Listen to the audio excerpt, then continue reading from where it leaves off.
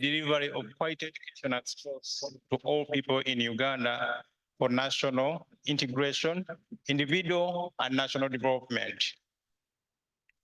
Continue. Now, under the UNAP, we are basically on strategy 2.5, which is to promote access to nutrition services through integrated early childhood development services and quality education. And the outcome is increased access to nutrition services through integrated early childhood development services and quality of education. And now I would just want to start here that by the time we are developing the UNAP, we were basing all the nutrition services in the early childhood development. But now we have expanded the scope. We want the nutrition services to cut across, especially up to secondary level. We are also under Objective 3, which is to strengthen the enabling environment for scaling up nutrition-specific and nutrition-sensitive services. Continue. Now, these are the priorities we had. One was to register all the ECD centers in the country, to sensitize private players, to spread ECD centers across the country, and also mobilize parents to provide meals to school-going children, promote and establish school gardens, and develop the public food procurement policy for schools and institutions. Lastly, was to strengthen and develop school feeding program policy. These are the things that we set up. And these are our priorities. I'll just skip to what we have performed. Continue. Continue to performance. Yes. So this is how we have performed so far. One, just of yesterday, but one cabinet approved the early childhood learning policy, ECC policy. It was approved on Monday. Yes, you clap for that. It was a long way to cabinet, but it was approved on Monday. And currently, we have a draft of school feeding policy. And we are working towards it. And hopefully by next year, this policy will also be approved. We have also developed school food safety guidelines in conjunction, in collaboration with Ministry of Health. We are also developing guidelines on the establishment of ECDs. Now that the policy has been approved, maybe to just talk about the policy, you see, ECDs in this country have been majorly in private sector, in the hands of private sector. Government has been having a hands-off approach. We have two presentations, then you play that. But with this new policy, it means that government now recognizes ECDs and is going to provide funding for their development. We are also going to inspect all of them. So now, government recognizes that learning starts in early learning and goes through all the levels that we have. That is the paradigm shift. We have also developed the ECC specific BRIMS. These are basic minimum standards. Currently, we are formulating the National Working Group on School Feeding. And I think some of you are going to be reached to nominate people to be on the National Working Group on School Feeding. The ministry is working with different partners like Save the Children, Learn International, Uganda Society for Disabled Children, Institute for Rural Education and Development, especially to establish ECDs across the country. Let's go ahead. Please. The ministry is also working with other partners and faith-based organizations to identify underserved communities so as we can establish the ECDs. We shall continue sensitizing private players to establish these ECDs in rural areas. The reason why we are talking so much about ECDs is because we think feeding, if you have your 3-year-old child in school for a whole day without food, you know the damage you are creating on their brain, on their development, and so on.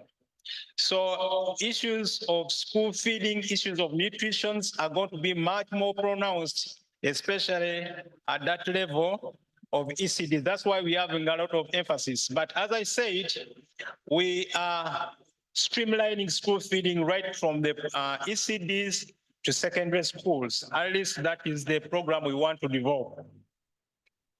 Let's go ahead. The ministry is also working with the National Center for Curriculum Development to review the learning framework. This is intended to come up with the early learning experiences curriculum, which has incorporated the life skills development and values at early age. Consultation to this effect is still ongoing. Let's go ahead.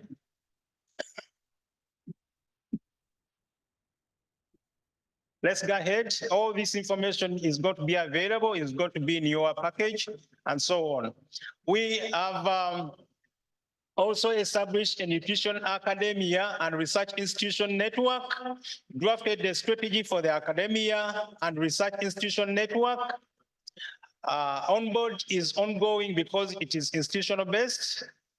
We are also finalizing the national schooling policy. Consultation are still going on.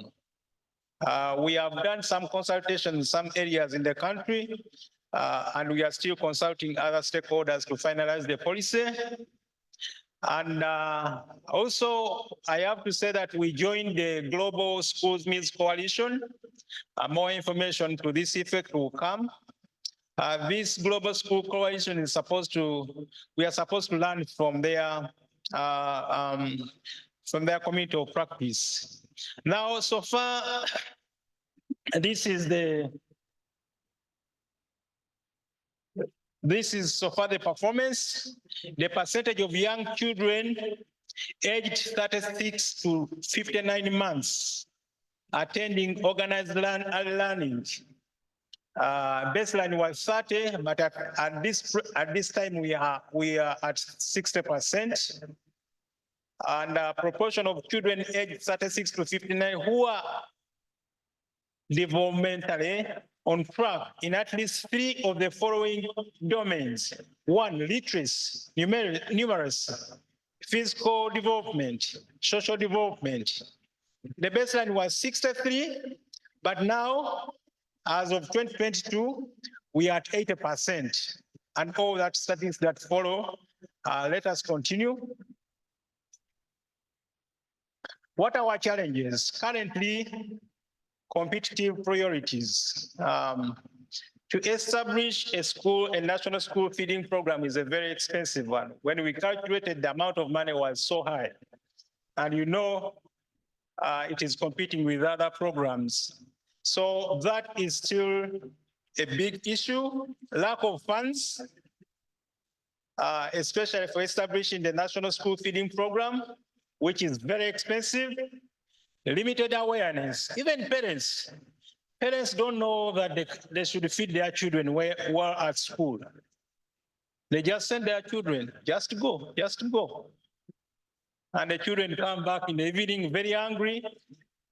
Then mindset, people still have mindset problems. Let us continue. Recommendations. We recommend that going forward, we should up the game, especially under partnership and collaboration. We should collaborate with development partners, should collaborate with government in order to implement these very, very big programs that government is going to undertake. Parental engagement and community leaders and local organizations. We need to engage parents, especially when it comes to feeding their children.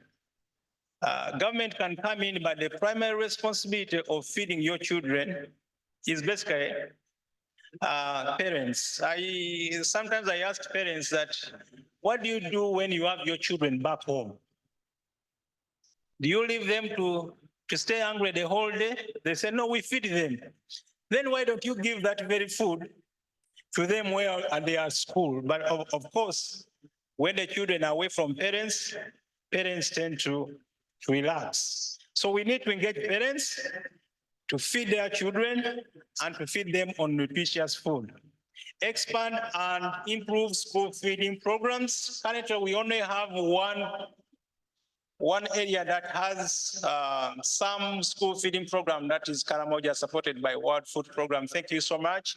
That's the only area, but we want the whole country to start school feeding.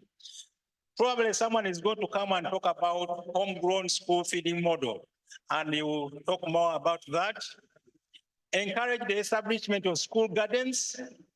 Now it is one of the minimum standards that each school should have land for gardening. Every school should have land for gardening to enforce that. Continue. These are the lessons we learned in the last 2 years of implementation. One, collaboration among government agencies is key. Ensuring long-term sustainability of school feeding programs requires multi-sectoral approach that addresses underlying determinants of malnutrition. Investing in infrastructure such as kitchen facilities, storage units, and so on. All these things need some investment. Strong political will and government commitment. What I can tell you that government is committed. At least that one is key. Incorporating nutrition education into school curricula helps children and their families make healthier food choices. Linking school feeding programs with local agriculture production can enhance food security, support smallholder farmers, and promote the consumption of fresh, locally sourced foods. Someone is going to explain this one much more, but the school feeding we are envisaging is that there's a school, there's a community around, that school procures food from the community gets the money, but the children also feed. Continue. These are the things that we are going to do. Review the current ECD guidelines, develop the WASH guidelines now that the policy has been approved, continue increasing access to ECD services. We want every child at age 3 to be in school. Continue mobilizing parents to provide meals to school-going children. Continue sensitizing private players to spread ECD centers across the country. Fast track the finalization of the school feeding policy. Ladies and gentlemen, thank you very much.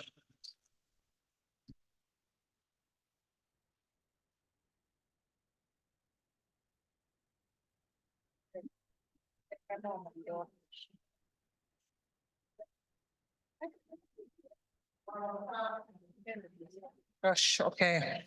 Thank you, Eric. I wish to encourage your minds, because we are discussing the issues of the mind. I wish to encourage your minds that we are going to run a little bit faster, but we must capture all of the content. The good news is that we had a meal, but there are people who are pumped with the content for the whole day. The statement from the minister said 70% of them without a meal. So I'm confident that those of us in this room, we have capacity to take on this content that is before us, because after all, the session is about the minds. Ladies and gentlemen, let us invite two experiences from our colleagues on the school feeding. And after, guess what? After these experiences, I'm going to take you to cinema. I'm going to take you to cinema, and then we watch a movie for a few minutes. Then we get back into big contents, and then we pack our bags and go home. Is that okay? May I hear a hand clap for me? Wow. Okay, let me invite my sister who is standing in for Kennedy. Can you please take the floor? Somebody, she's standing in for Kennedy, and she's sharing with us her experience. She has talked to me that she had planned for 10 minutes, but she's going to give us her experience in the 5 minutes, and I was very excited. You're a con woman. Good afternoon, everyone. Other than being corrupt, she's also a con person. I told her 10 minutes. My name is Juliana Moirore. I'm not Kennedy. I'm Juliana Moirore. Kennedy Owar is our head of area office in Karamoja, but was not able to come. Juliana here is the head of food systems at WFP, which covers school feeding, nutrition, and agriculture market support. I'm going to give you the experience we have as WFP in implementing school feeding program in Karamoja. We've had school feeding running in Karamoja for over 30 years, and we realized that it cannot continue as it were, and we needed to bring in a better approach that was more sustainable, and therefore the homegrown school feeding program in which I'll be giving you experiences for. Next, please. So what is homegrown school feeding? Homegrown school feeding is where you are providing school meals to children, but you are using school meals that are locally sourced, so meals that are diverse, meals that are nutritious, meals that are safe, but they are sourced from the local community. We all know that school feeding is really important, and it has got different benefits, as it were, but mostly we know the main benefits being the benefits to education in terms of enrollment, in terms of retention, but there is also other benefits, because if you make that school meal nutrition sensitive, then you're able to also have nutritional outcomes out of it, health and nutrition outcomes, but also in times of need, like if you remember, there was one time a crisis in the food prices, governments realized that school feeding can also act as a safety net. And especially when in areas where girls are not able to go to school, it becomes a safety net to ensure that these girls also can be able to go to school. But more importantly, especially the element of homegrown school feeding, is that it can spur agriculture production and economic growth. Next. From WFP's perspective, we have a school feeding, homegrown school feeding strategy. And this one, we are looking at having healthier diets for children. And we are looking at 4 pillars. The first pillar is really to start supporting the climate smart agriculture production. The second one is on ensuring that we have got the local procurement of nutritious foods. The third one is on looking at the food preparation methodologies and trying to ensure that it is safe and it is handled in a better manner, but also looking at the diets themselves and ensuring that they are healthy. And I'm going quite fast, so we'll send you this and you can see the different elements that are included in the 4 buckets or the 4 pillars of the strategy. Next, please. From the context in Karamoja and the outlook of the program, we have 315 schools that we are supporting out of about 406. And you can see out of that, we have got about 250 or so thousand children that we are supporting with school meals on an almost everyday basis. I was happy to hear from Eric about the ECD, because we are also concerned because that there is food in the schools. We are seeing a lot of children who are not yet of age coming to school. And so the ECD would be a really good and important aspect. You can also see that because of the food, we are having quite a bit of retention in the schools. With the enrollment being at 324, we have got a 77% attendance in the schools, which is really encouraging. Next, please.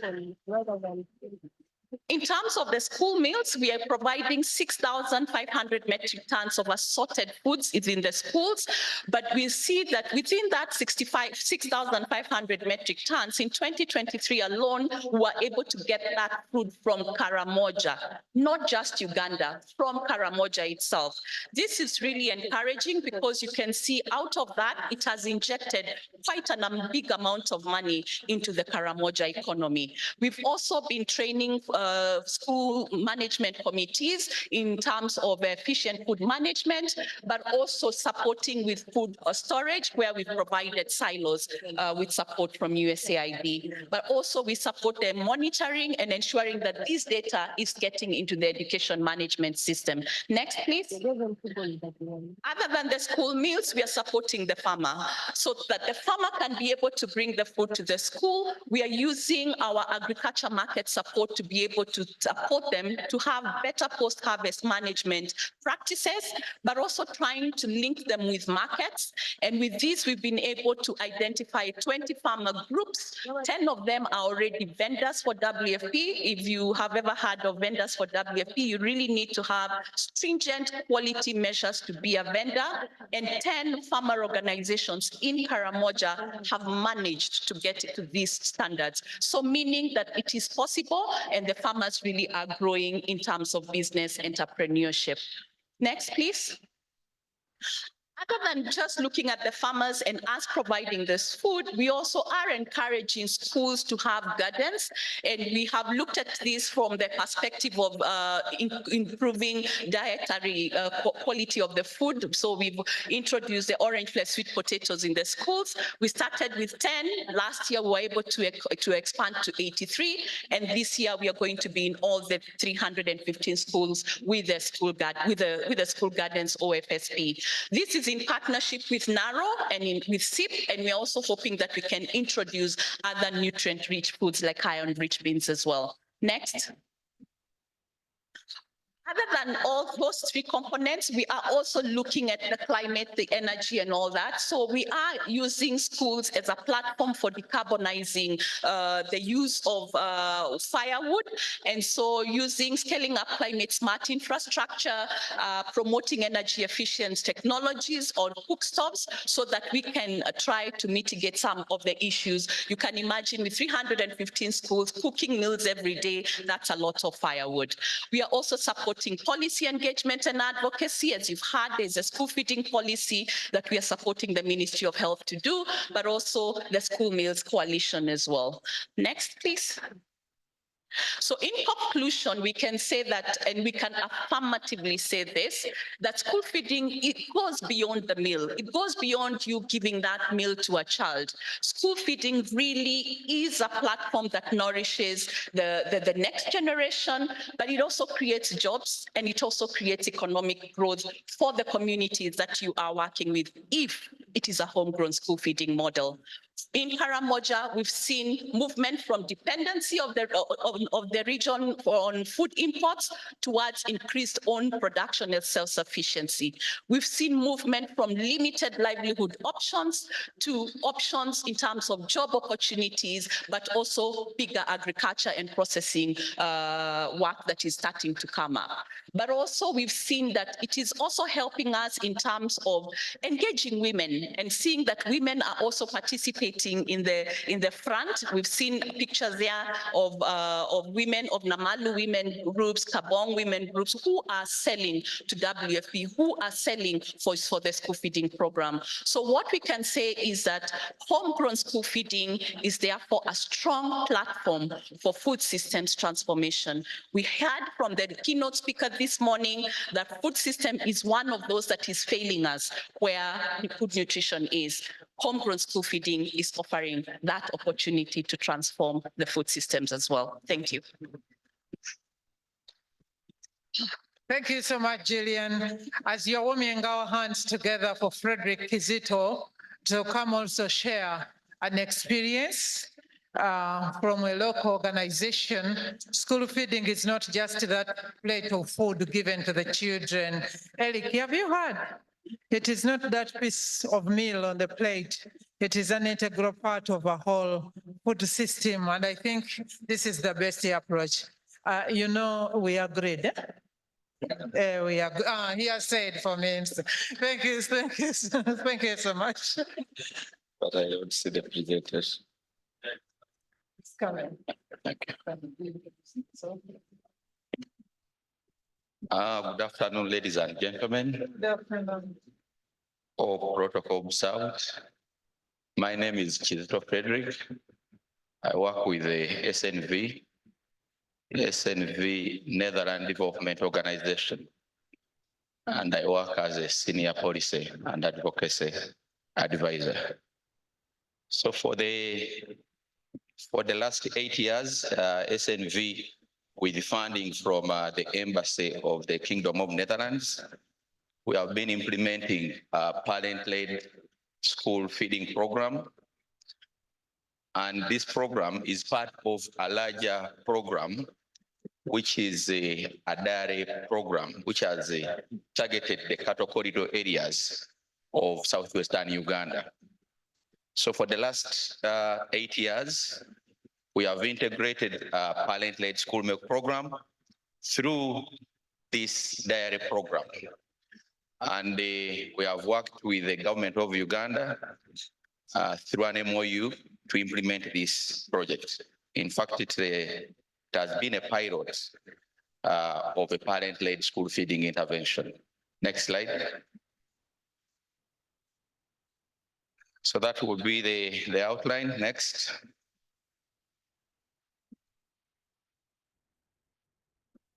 So as you are aware that milk is a highly nutritious food commodity with the immense returns on child health and nutrition.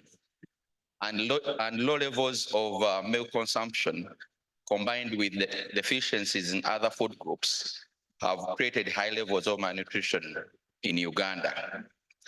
A recommended intake of 200 liters per person per year is considered desirable threshold by WHO. However, Uganda's consumption per capita has stagnated at 63 liters for the last 5-6 years. By the time we started the program, one of the disturbing statistics by National Planning Authority indicated that only 34% of learners were accessing a meal across the schools in Uganda. So what happens to the 66% of the learners? I have seen from the presentation of Commissioner Kakoli that the status has since improved to 54%, possibly because of the interventions that many partners have put across to support school feeding. So the school feeding program or the school milk program of SNV is focusing on mobilizing parents to contribute to the purchase of milk from the local smallholder farmers to feed the children through public-private partnerships. Next. So the school milk program started in 2016. I have already said through a dairy program, which initially covered 7 districts of Mbarara, Bushenyi, Isingiro, Shema, Chiruhura, Ntungamo, and Lyantonde, with the funding from the Embassy of Netherlands.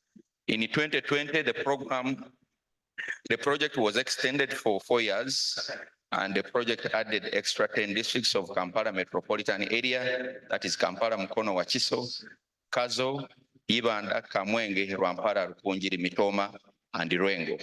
Now, under this program, there are 2 things we are looking at. One, in the rural areas, we are promoting purchase of raw milk from the dairy cooperatives to the school. And then it is prepared and is cooked and served to the learners. In Kampala metropolitan area, the schools are purchasing milk from the processors. We are working with 3 processors, that is the Gesa, Pearl Dairies, and Brookside. And the schools are taking processed milk in 200 to 250 ml packages. The project targeted both public and private schools, though some secondary schools were also covered. The focus was to introduce milk in school meals served as a midday meal. Most schools serve milk mixed with the maize or millet flour to form a porridge to increase nutrition density. Next. The program is implemented between SNV and Government of Uganda through an MOU with the Ministry of Education and Sports, Ministry of Health, and the Dairy Development Authority. National, district, and the school level committees are formed to strengthen local ownership, sensitization, and mobilization of parents. Awareness meetings are organized for PTA, TV, and radio talk shows and adverts on the goodness of milk and the linkage of dairy cooperatives and processors to schools. This is mainly to negotiate a flat fee for the purchase of milk, either through the cooperatives or through the processors, because as you are aware, schools run on annual budgets. So if they are affected by the fluctuations in prices, then it is very difficult to sustain this program. So the private sector actors who are participating have agreed to come together on a flat fee per liter of milk that will be sold across the seasons. So the project offers matching grants to the schools in form of water purification systems to ensure that the children take clean and safe water, and then kitchen constructions, because when the project started, we realized that many schools did not even have a basic infrastructure where they can cook from. And then energy saving stoves to save on fuel that is used, but also for environmental purposes, because as you are going to see, over 2,000 schools are participating. So just imagine if all of them were cutting the forest to get fireworks at that rate, it would be problematic. We are also piloting biogas to give schools and all these schools, for you to qualify to get these matching grants, you must have reached at least 60% of the children enrolled and feeding through this school milk program. So our theory of change for this project is that we premise it on the fact that we think that continued mobilization and awareness on the benefits of the school milk program would encourage parents to voluntarily contribute to the purchase of food that includes milk that will be consumed as part of overall hot meal served to the learners. So in the picture there, as you can see the Minister of State for Education, Honorable Dr. Moriku Kaduchu, there are DC Rwampara, and the SNV country director visiting one of the school milk programs. And that was at a school, and we are testing the milk that the learners were being served. The key findings. One, through our 8-year experience, we have realized that government involvement is critical in generating acceptance at the district, school, and community level.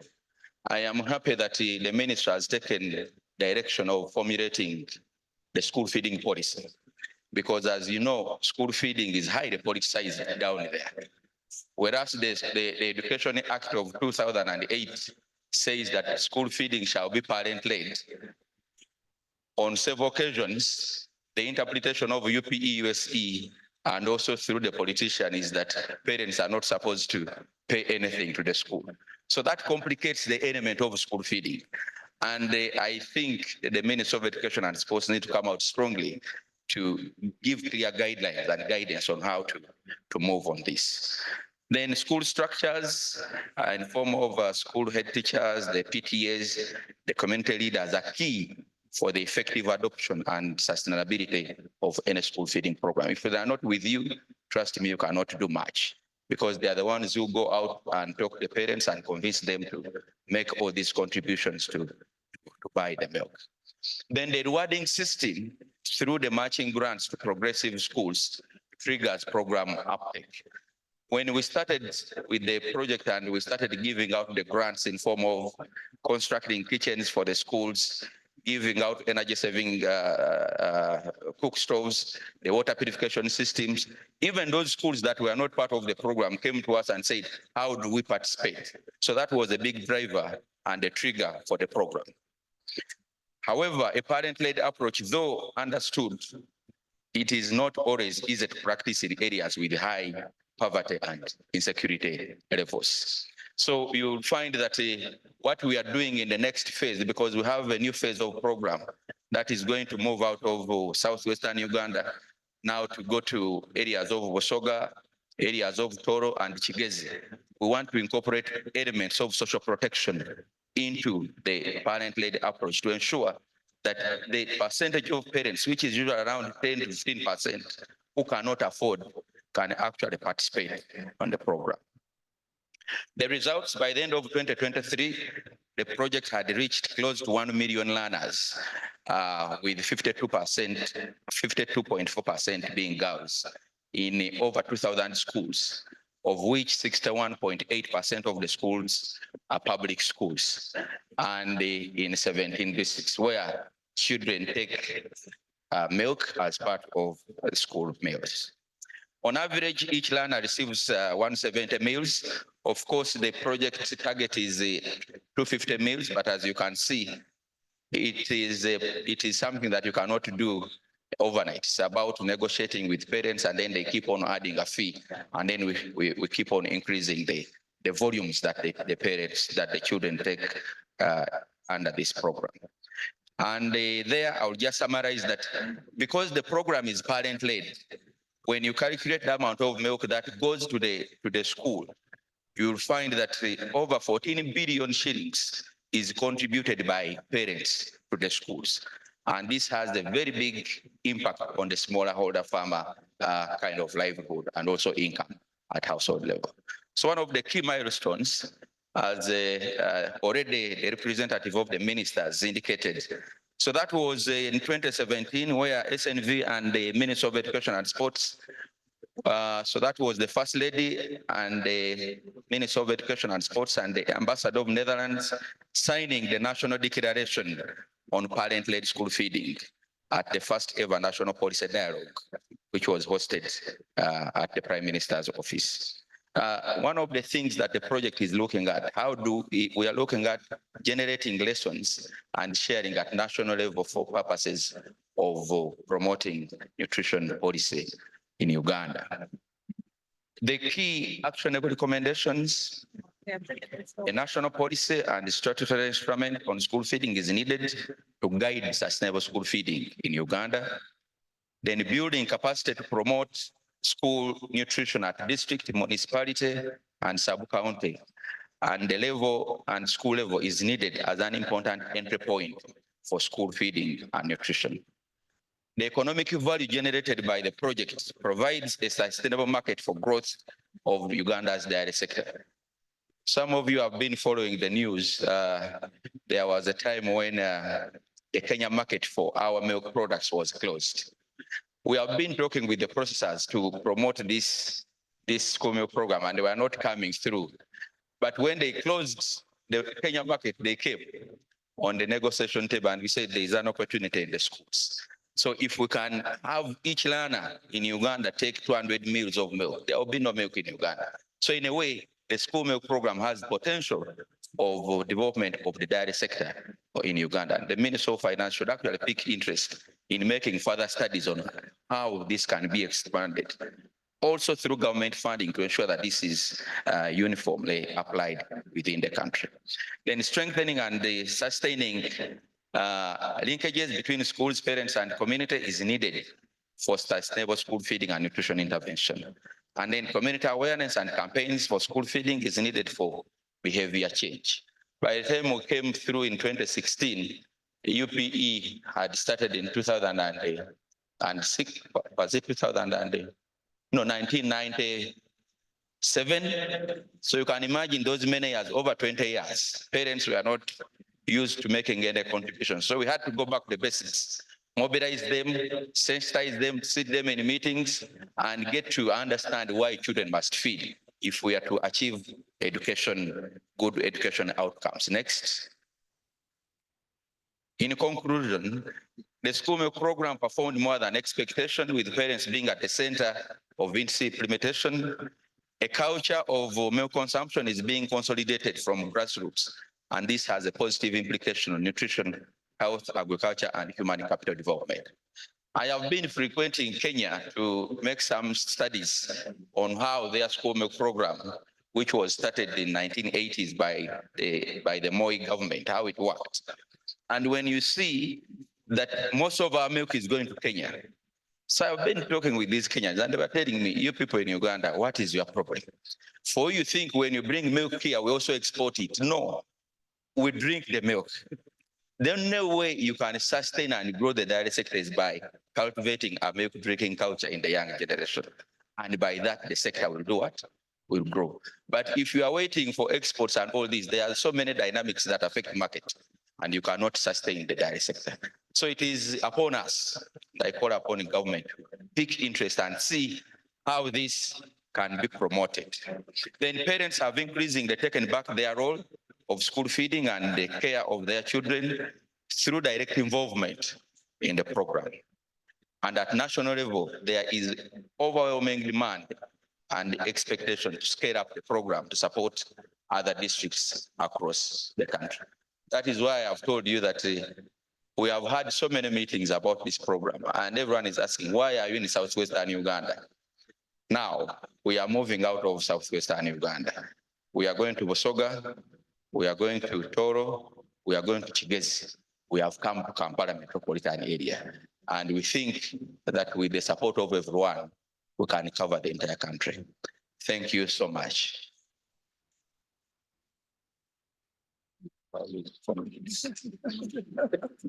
Okay, thank you. When Frederick was presenting, I was taking a reflection of my life then. And yeah, I wish I could go back and be part of those schools. Our college never had milk, but at least we had a meal at school. I don't know what is happening to you. So as we prepare ourselves and our viewing lenses for the cinema hall, I wanted to do some roll call, and this is common in education. Why not doing it now? I wanted to know if Mr. Tina Masiko is with us. They say present, madam. No, is Mr. Tina Masiko with us? Esther is the one representing Mr. Tina Masiko. Sure? Yes. What about Mr. Joseph Mbabazi? Present, thank you. What about Madam Martha Mutumba? Present, Madam. Okay. What about Mr. Richard Bukenya? Richard Bukenya is absent. Is present. I thought it was about the school meals. I hear them and absenteeism is common. Okay, what about Mr. Rona? No, Miss Rona. Is it Rona? Namususwa? Namususwa present? Absent with apology. Present. Hey, I don't hear. Okay, what about Mr. Mugabe Albert? Present. Okay, and what about Mr. Msinguzi? Enoch? Enoch is present. Okay, I'm very sure that Commissioner Evarist is present. Okay, let us close our eyes a bit. Apollo Cinema Hall. Next.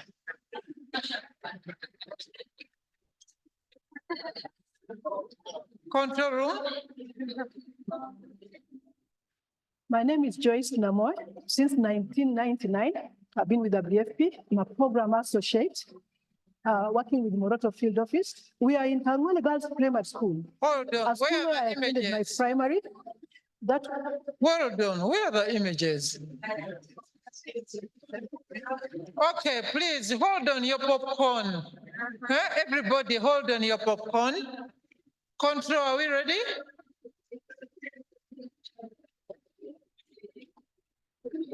I announced the cinema hall, not a binyanyanya, so they don't expect. They want to see images. My name is Joyce Namoy. Since 1999, I've been with WFP. I'm a program associate, working with Moroto Field Office. We are in Kangwele Girls Primary School, a school where I attended my primary. That was over 40 years ago. What I learned from this school was, first of all, apart from learning, it gave me an opportunity as a girl to look at life differently. At the time that I was here, this school was not only giving us academic knowledge, but was saving a lot of girls from early marriages, forced marriages, which are part of this community. Having seen the girls being saved, I learned that being forced into marriage was not the thing to do. Therefore, I resisted a forced marriage in my life. Can you imagine yourself being a wife number 5? So I ran away from home. I did not know where I was going, but I knew I needed to get out of the home to survive that kind of cultural behavior. I got out of the home, and from there, I also learned so many things. So if I had not come through this school, I wouldn't have learned that. It gave me a future. It gave me a standing as a girl in my community, and it has led me to a life in WFP, where I am now. I'm able to serve others who are vulnerable, who need support. And being a humanitarian worker, it in fact gave me that heart of feeling for other people. As a child at the time, an old woman passed by my home. She could not speak, but she would just tell me, which meant that she was hungry. So it really brings tears to my eyes. And from that day forth, joining WFP was my dream. Working with the community is something that I really want to do every day.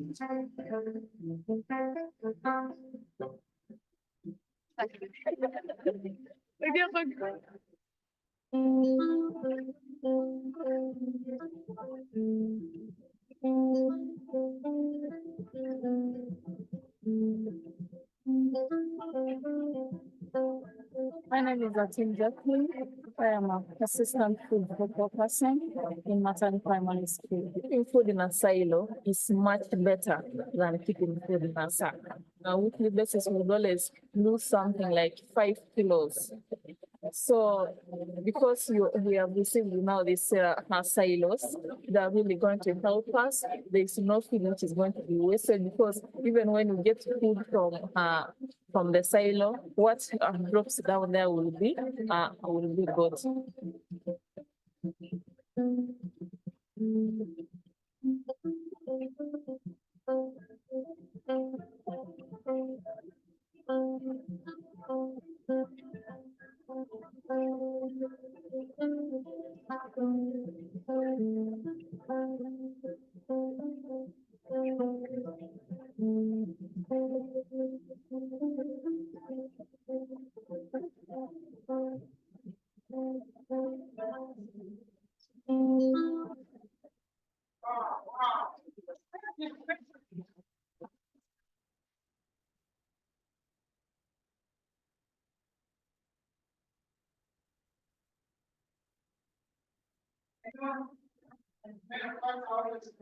Spaces, I don't know when you last watched a movie. Thanks to the NNF 2024. We have, some of us had an opportunity to watch a movie after a while. I wish to constitute the following people into a panel. Commissioner Evarist. Commissioner Evarist, I'm very sure and aware that you had presentations to make, but I've also reliably been informed that some people want to pick children from school, and aware that schools are in holidays. I know that you want to pick their spouses, but they are hiding behind children. We are not going to interrogate them. But let me invite Commissioner Evarist to come and sit with me up here. I also wish to invite Mr. Tinamasiko. Come and sit with me up here. We are leaving nobody behind. And may I also invite Mr. Joseph Mbabazi. Please come and take a seat with me here. Madam Martha Mtumba, please come and take a seat with me here. And then Dr. Richard Mbokenya. None of them has come. Is this a protest? They are coming. Okay, that must be Martha, Joseph, please. You can leave this seat for me until when there are no chairs remaining.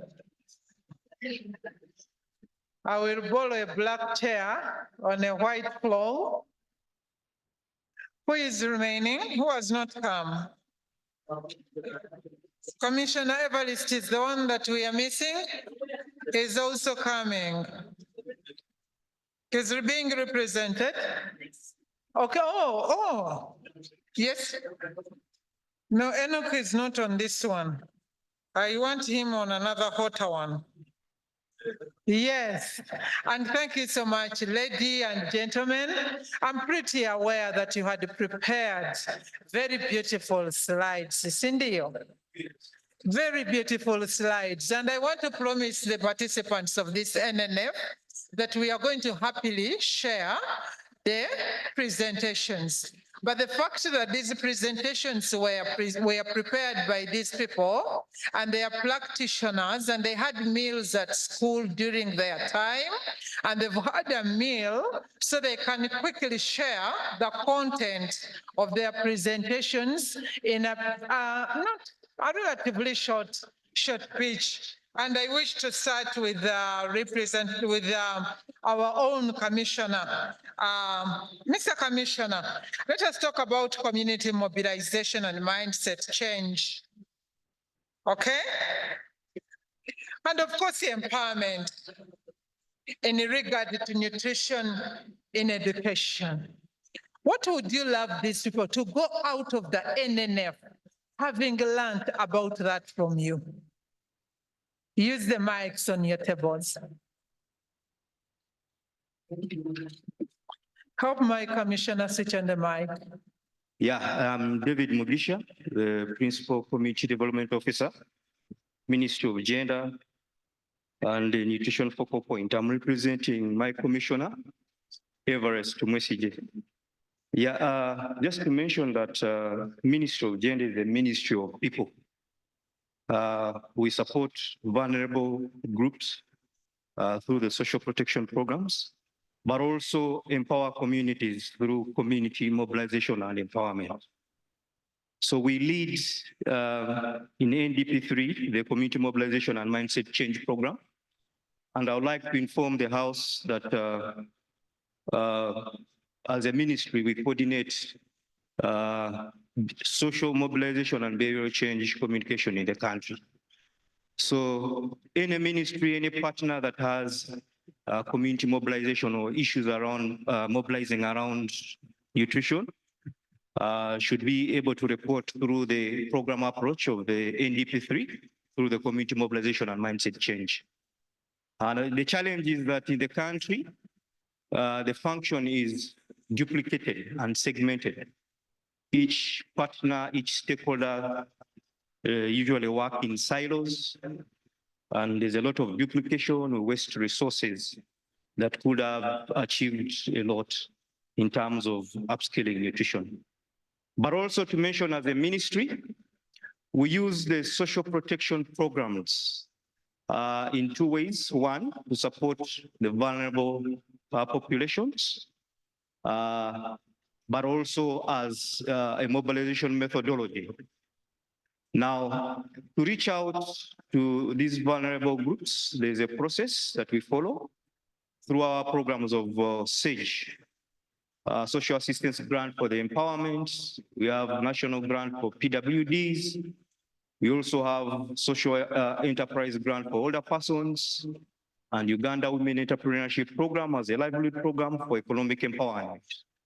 So we use these as platforms, first of all, to improve the economic empowerment of these households. We know that, for example, if we support women with a token of funding from, for example, Uganda Women Entrepreneurship Program, they are likely to put food on the table, and therefore we can improve the nutrition and the diets of these households. But also they're able to invest in better nutrition and health and education of their children. So we use these, first of all, to provide an income so that they can be able to have food on the table in their homes and empower those households. But secondly, we use these as a platform to deliver other nutrition services. For example, through the process of beneficiary selection, we do what we call appraisals, field appraisals. For you to benefit these funds, you must have, for example, your children going to school as a conditionality. You must have issues, social issues, GBV, you don't have GBV, hygiene and sanitation improved in the households. But we use those opportunities, for example, to undertake work because we provide integrated services to a household. So we invite, for example, the VHTs and our colleagues from the health to do outreaches through integrating this intervention in the social protection programs for the beneficiary selections throughout the process until they benefit.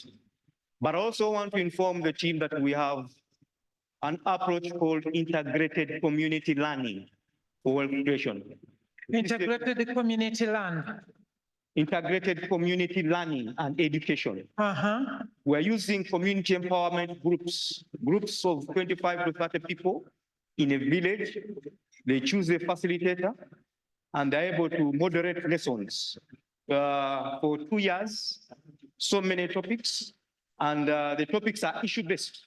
And nutrition is one of the topics that they develop and generate lesson plans and deliver lessons at that level. Okay, I will come back to Finally, we have been able to develop a curriculum and modules for adult learners with support from UNICEF. And we are delivering these modules in the classes as avenue for mobilization, but improving nutrition interventions at that level. I beg to. at that level. Okay, well, I'm going to get to come back to you, especially on those community groups. It has reminded me that Ministry of Health has similar groups. I don't know where they are the one and the same, or it is the membership that is one and the same. But we shall come back to that because everybody is working with groups at the community level. And for us here, we are interested in achieving more on nutrition outcomes, but using less. We shall come back to those community structures. But let me go to Julius. Julius, we want to have a sharing of your multi-sectoral food security and nutrition project, the phenomenal one. And we want you to share with us at least 2 lessons that you have learned using, within that project, using the schools as a community change behavior platform and mindset change. If any, you're free to tell us, leave me alone. There was no such a lesson learned. And then I will cook for you another question. Good afternoon, ladies and gentlemen. First of all, I'm not Julius Manasiko. I am representing him. He is currently out of the country. My name is Esther Kusuru. I will talk about briefly the Uganda Multi-Sectoral Food Security and Nutrition Project. It is a project that was implemented between 2015 and 2023, December, in 21 district local governments.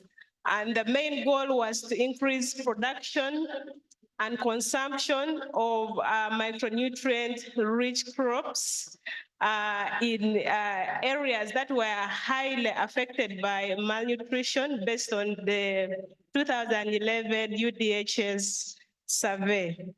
So this project utilized the school as the entry point to the community, whereby it was supporting the establishment of school demonstration gardens, which were supposed to act as learning centers for upscaling and uptake of technologies, not just in the school, but also in the communities.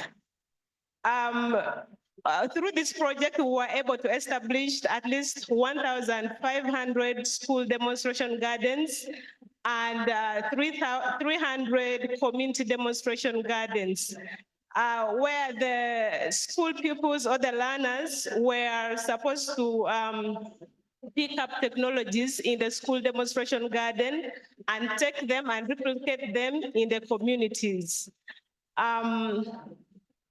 These school demo gardens were not just growing anything, but they were focusing on the production of micronutrient-rich crops. And the key ones the project was focusing on is the iron-rich bean to address iron deficiency, and also the vitamin A famous OFSP. and then also the fruits and vegetables for micronutrients.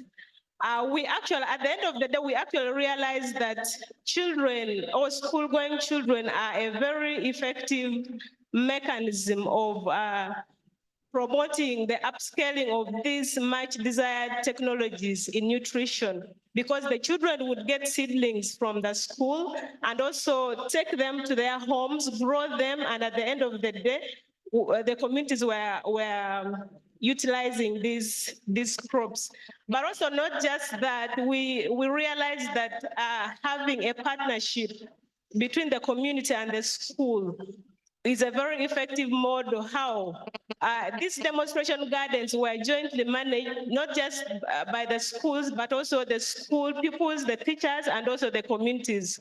We set up structures, a parent structure at the school, which was responsible for ensuring that the demo gardens are well managed, whether schools are open or closed. So at the end of the day, these demo gardens were actually doing very well.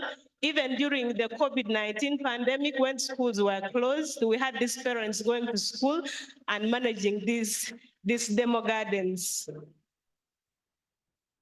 The project did not just stop at that. The project also was promoting energy-saving technologies, like one of the presenters of the school meal project talked about. You realize that some of these schools did not even have a kitchen. Some of them did not have a proper cooking facility. So the project supported that to set up the cooking facilities and the kitchen. But also this did not stop at the school. These were also now upscaled and replicated in the communities through the parent structures that were at school. So we learned two basic things in relation to school feeding. Number one, the school is a very effective platform for upscaling technologies, but also second and most important is for this to succeed, there has to be a partnership between the schools and the community. Okay, the school is a very good platform for technology transfer. But if you want to enjoy the dividends of that, there must be a very functioning partnership between the school, the project, but also the community. Let me turn to you, Joseph. What about these predictors in early child development? One or two things that you would love these people to go away with? Because, you know, we are preparing a communique, and it is of limited pages. What did you want to feature in as far as predictors for early childhood development in that communique? It's a communique for 5 days, few pages. Book your space in that communique. Thank you so much, moderator. You make a very interesting person. Good afternoon, ladies and gentlemen. Good afternoon. I'll answer for them.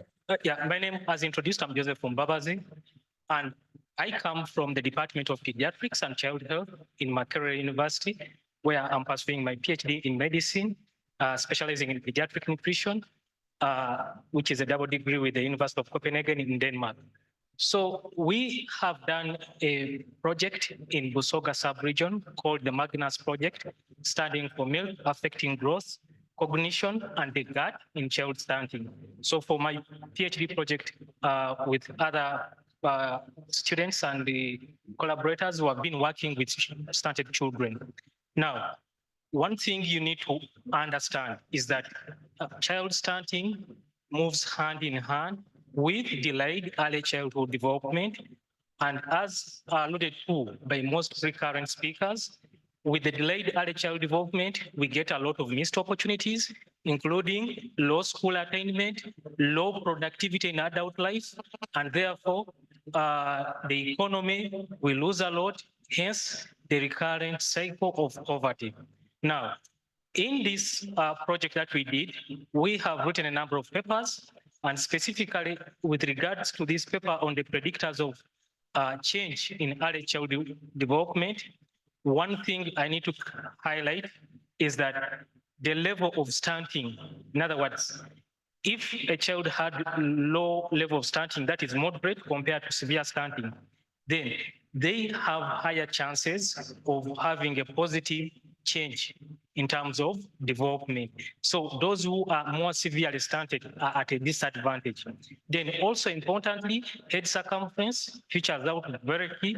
Those with a larger head circumference, it is a very key predictor that they will have a higher change in development, but also the level of home stimulation. So we looked at the level of the stimulating home environment, specifically having reading materials, the child play books at home, and also varied play materials. These are very key in terms of predicting positive change in development. And the other interesting one, which has been coming out here and people would rub it off, it is gaining fat-free mass instead of fat mass. So gaining fat-free mass was a positive predictor, unlike gaining fat mass, which was a predictor of low development. So this is very key. And also, in terms of the inverse predictors, that is low development, higher age is a predictor of low change in development. So the children need to be targeted when they are much younger for us to have positive outcomes. So in brief, that is what I can say. And I would interest the audience to look out for the other papers that were published online. Thank you so much. You said one of the predictors is home what? Community or home?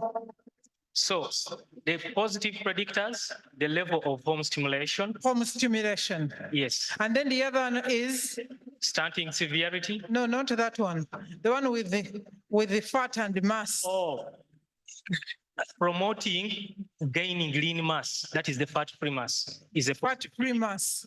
Yes. And the other one is what? If you gain fat mass, it is a predictor of low development. Let us leave those things there.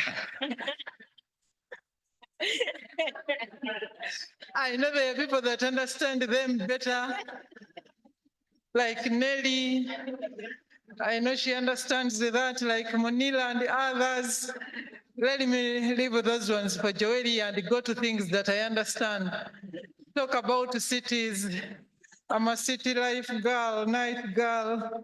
Let me talk about cities. And Martha, take us to the cities. What have you learned in the city school feeding program? Leave these ones who are in the gardens that we saw earlier, the Julias. Now let's talk about the city, the candies, what is happening and what is the key lesson in the city school feeding program that you feel this NNF of 2024 must take note of. Good afternoon, members. Good afternoon. My name is Martha Nachagaba Mutumba. I serve at Kampala Capital City Authority under the Directorate of Public Health and Environment, where I coordinate nutrition activities across the 5 divisions of Kampala. So you realize that Kampala is such an interesting environment. Parents are busy, everyone is running, there are jams everywhere. You know, if you have to get somewhere, you have to rise early. And in our schools, I'm going to talk about the school vegetable gardens. In our government-aided primary schools, our parents have acknowledged the facts that they are busy and decided to contribute to their children's meals through parting with a fee, where the school takes charge of getting the meal for the child, because parents are busy. They will not be in position to pack these meals. And then when we get into our schools, we've tried to establish vegetable gardens. Why have we established vegetable gardens? We need our learners to know where food comes from. You know, in Kampala, it's very easy for a child to think that food is from the supermarkets or the markets. So we need our learners to be able to experience the process of growing food and to understand the science lessons that they are being taught in school. So our learners get to experience how food is grown from a seed and then through watering it, and it gets into a young plant that is transferred from the nursery bed to the actual garden. So our learners are getting to experience that. And then you realize that we also have a space constraint in Kampala. If you look around, we don't really have acreage. You know, just like in the other areas of the country, we don't have an expanse of acreage where we can grow our food. So we are intentionally growing food within the small spaces. So what happens is you grow, you pile a big pyramid of soil in one place and then grow vegetables all around the pyramid. And the idea is to grow vegetables vertically as opposed to horizontally. Because horizontally, we don't exactly have enough space. So we are teaching learners how to grow their vegetables vertically. And then that's not all that we are teaching them. We have a lot of waste in Kampala, and we're also teaching them better ways to reuse some of these materials. For example, the big buckets that are out there and the sacks. So these What learners— have you learned? Yes, please. What have you learned? So what we have learned is that we can actually grow food within small spaces. That is what we have learned. And then we have learned that when you teach a child something, it will grow with them. And if we are to impact Uganda, it's very essential for us to reach out for the young minds. Through these vegetable gardens, we've learned that these children actually go back home and challenge their parents into taking on these initiatives. And then we've also learned that if you want an activity to work, we should use the existing structures. So we've included this in the curriculum, and this has been done by the teachers who are in charge of agriculture within the schools. So that is one of those are some of the lessons. Okay. Okay, I thought she was going to talk about biscuits and candies and fast foods and hot dogs and such things, but he has gone back to the vertical gardens to confirm. Madam Agnes, if I could speak into that, you realize that when you get into Kampala, the public schools are way less than the private schools. So we also want to reach out and get into the public schools and get into the private schools and teach them about what we have learned so that we can have an impact, because we cannot continue working just within the public school. The good news, the parents of those schools you're targeting next are in this room, and you'll have ambassadors already there. They will tell you what they are feeding their children on. And finally, as we get to listen to Dr. Richard Bukenya telling us about the implementing the guidelines on school and nutrition interventions, may I get to know if Mr. Ruwaihayo Stephen is in the house? Thank God he's not. I'm going to go home happy. Sorry? You're there. You're going to help me. We are running after time. Stephen, you're going to help me to pick your bestity hands. 3 of them. No, how many of these people are? 3 of them, there are 5. I need 3 hands from the plenary there to shoot one question to 3 people here. I have 5, but I need 3 questions. And Stephen, please take hold of that cordless microphone, and you will now know the leadership of women and how it takes place. Dr. Bukenya, let us talk about these implementation guidelines. What happened and what should be noted by the NNF3? What should be our takeaway? Thank you very much, moderator. My name is Dr. Bukenya Richard from the School of Food Technology, Nutrition and Biosystems Engineering. I teach nutrition, and one of the things I learned from my students is they come to school in class in the morning without meal. And this is related to the situation in Uganda. 92% of the children report to school without breakfast. 70% stay in school without a meal. That is dire. So in Uganda's efforts, they have come up with guidelines that were established in 2013. And these guidelines are parent-led. They have a lot of objectives, a number of areas to look at.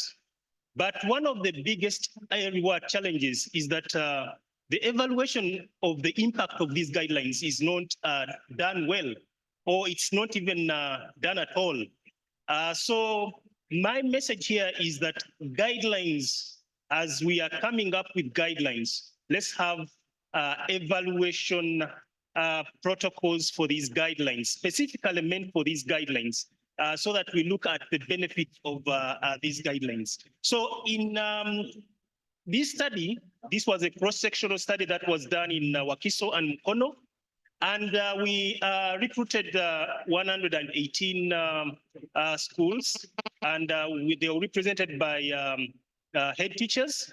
And we had a number of factors that were analyzed that ranged from the school environment, the awareness on the guidelines, the implementation levels of the guidelines.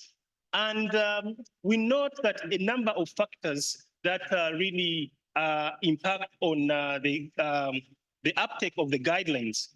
And these include mainly the parent involvement. The parent involvement is key, and among all these guidelines, when they're implemented, we tend to leave these community members.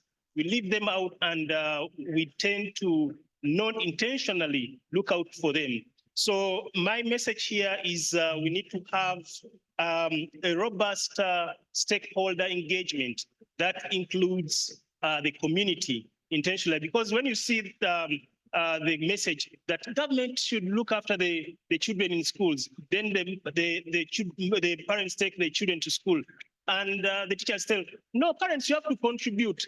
Then the parents are not aware of what they should do. That is also conflicting to the community members. So we need to have a uniform communication for these guidelines. And as I said, there is need to have a robust evaluation framework for these guidelines. I would like you to really pay attention to some of these articles I've written. You can Google me and maybe search, and you'll see some of the research work. Thank you.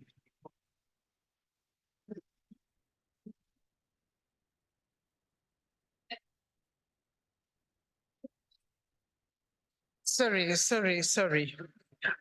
Thank you so much, Dr. Bukenya. And I'm happy when you say all of us are very interested in developing guideline A, guideline 2, and guideline C.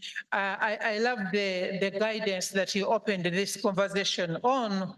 And please, when the communique comes out last, make sure that that particular point is properly articulated, because part of the objectives unwritten for this NNF, we are setting a new pace. We are setting ourselves a new pace. Stephen, have you identified the 3 lucky hands? Thank you. I'm working with luck now. Number 1 is here. Please make sure you have given out the numbers. You're going to be surprised. Number 2, then number 3. Number 3.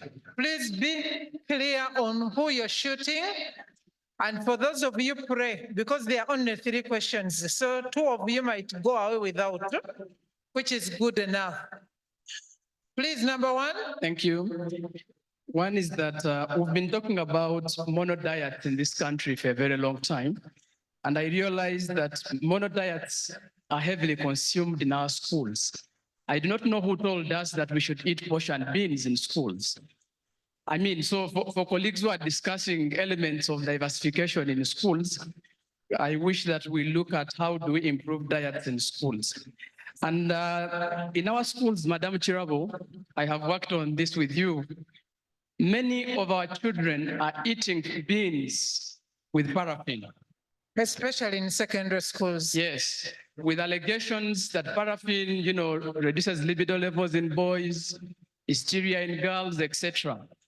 I want to request the Ministry of Education, I hope they are still here. There. Please, let us have that as part of the inspection agenda that you have. How are our children feeding? What are the preservatives they are using? Lastly, this is a prayer. We've taken a lot of time discussing nutrition, but I realize that one of the most effective ways I'm thinking we need to undertake is to leverage on cultural and religious leaders. Every Friday, every Saturday, every Sunday, people come to church and mosques without transport refund, without meals, without invitations. And ready to repent. And ready to repent. So I request that I think as part of minimizing, using the minimal resources we have, let us include the cultural and religious leaders in our interventions so that we can use those spaces to send out the message to our people. Number I thank three. you. You know, I told you if the person speaking before you takes more than a minute, is within your time. Okay, number two. Thank you so much. I'm Irene Assessor, a nutritionist. My question one goes to KCCA. And the first one is about the quantity of the vegetables that are being grown in those vertical gardens.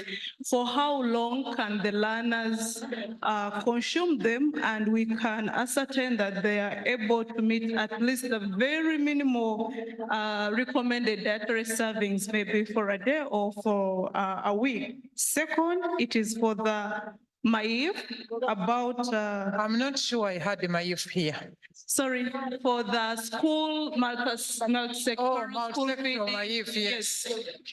So my question is about the efforts that the ministry or the sector has put in to make these school gardens more fun and interesting for the learners, as opposed to learners looking at them as a punishment when you come maybe to school late or you have been mischievous in a class. Thank you so much. Number three.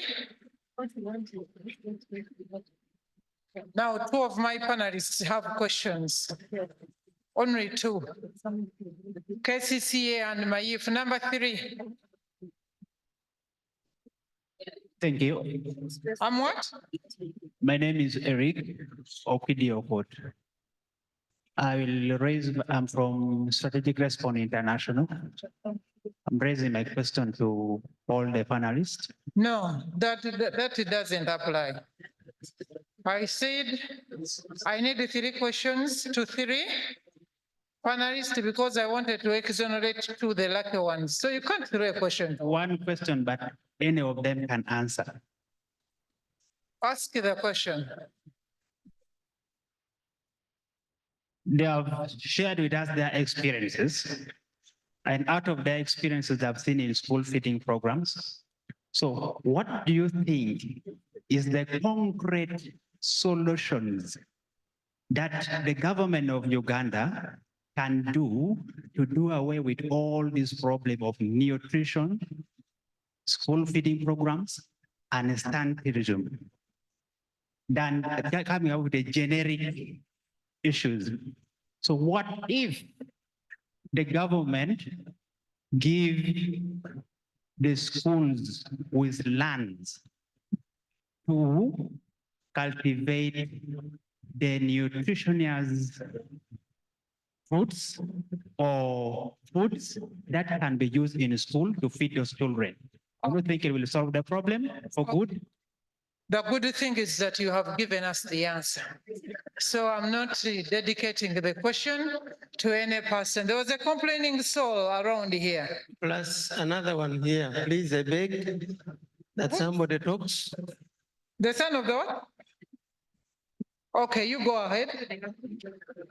Go ahead. You don't have a mic. The mic is this side. That is the last question I'm picking. Okay, thank you. My name is Angela. I'm from CARE International. I just have a question for the multi-sectoral project. We implement so many of these projects, and you said it ended in 2023. What sustainability strategies have you put in place when it comes to clean planting material? Do these schools have a budget towards acquiring this planting material or, yeah? Okay, I don't want somebody to hang on how way back home. This soul here, was that standing up in protest? Please give her the microphone and I conclude this. Chair, thank you for seeing my hand. Mine is really a comment, not a comment, but information to the education sector that the Ministry of Health has embarked on the food procurement policy for all public institutions. We are looking at prisons, we are looking at schools, we are looking at hospitals, we are looking at all those public institutions. So I saw in one of the slides that they are going to work on the food procurement. So I'm standing up for purposes of harmonization that we are going to work together with all the sectors as far as the food procurement and food service policy is concerned. Thank you, Chair. Thank you so much, Commissioner. For those of you who do not know her, she's Commissioner Samalina Mokose from Ministry of Health. I know you received the two questions. Choose one to answer, and Martha also answer one. And the person of the camera prepare the lens. They are going to stand up and you take their picture and I dismiss them. Take the floor. The mic is not on? I choose one. Yeah. If you can answer it in 30 seconds and another in 30 seconds, better. Okay, one of the questions was, what are the efforts being made to make school gardening fun, not a punishment? We realized this at the start of the project and we put in place measures.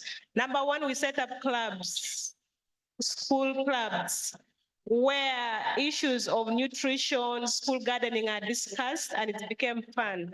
Number two, we integrated this in the curriculum in that if a teacher, for example, an agri teacher is teaching about germination, it was done at the garden. So it was part of the learning process, not a separate activity. And then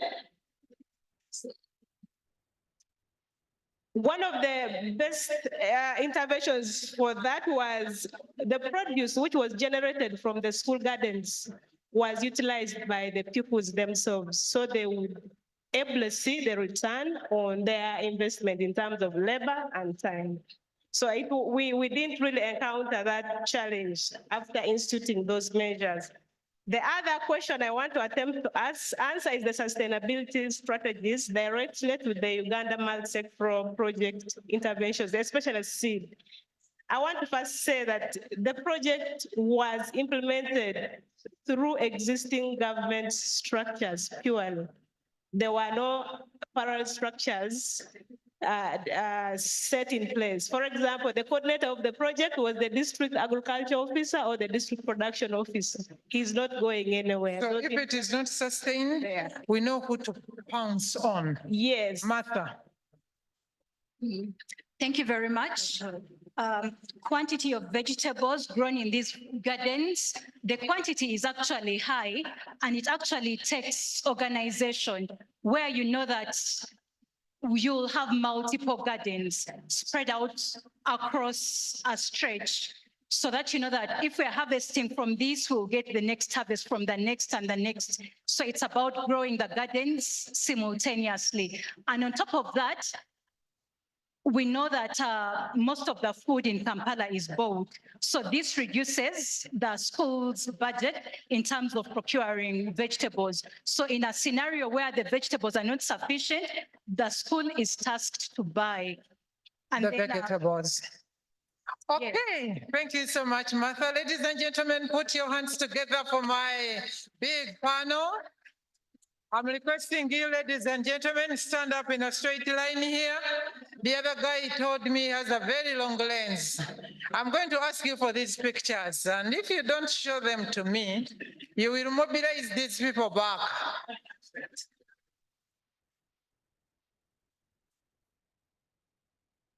Okay. He's taking. Okay, thank you so much, ladies and gentlemen. Thank you so much, my chair, for leading the club for this. And ladies and gentlemen, we are approaching the tail end of our long day. And on this tail end of this day, I have 3 people here. Everything is striking, including my gadget. Hope you don't strike. You will not strike. Good people. Okay, we are coming to the tail end of this big day today. It was indeed a very big day. And I want us to end this day by looking finally. Thank you, Stephen, for managing the plenary. You're not going to say you are supposed to moderate a plenary, but it never took place. It has taken place, isn't it? So finally, ladies and gentlemen, let me take this honor to invite Enoch. Enoch, you must have done dietary assessments. Enoch did dietary assessments. And Enoch, I invite you to share with us your presentation about the dietary assessment, and this time in secondary schools. They've told us they add paraffin. Maybe it is part of that. Let us whisper to each other. Okay, Enoch has said, please be patient. He's only using 5 minutes of your time. And after that, Enoch, I will have Madame Namsusa and Mr. Mugabe Albert, and then we call it a day. Take the floor, Enoch. Thank you, Madam Chair. All protocol observed. Good evening, ladies and gentlemen. I'm actually Mike Mazinga, presenting on behalf of Enoch Musinguzi, who is the country director of GAIN. And I request the person in charge of the slides to move. Yeah, I'm privileged to share findings from a data assessment of secondary schools in Kampala that we did. Hello. Oh, wonderful. Thank you. So this is the presentation outline. I'll share briefly about GAIN, the background of the study, and I'll mention the specific objectives, the methodology we used, the key findings, the recommendations, and the conclusions drawn from the study. GAIN is a Swiss-based foundation launched in 2002 at the United Nations with the goal of tackling human suffering caused by malnutrition. It's a global organization with presence in over 20 countries, including Uganda.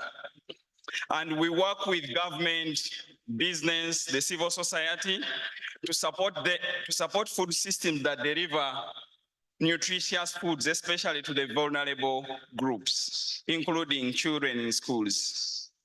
About the study we did, we found out that emerging evidence suggests that the diet of school-age children is suboptimal and may not prevent a number of micronutrient deficiencies, nor protect learners against non-communicable diseases.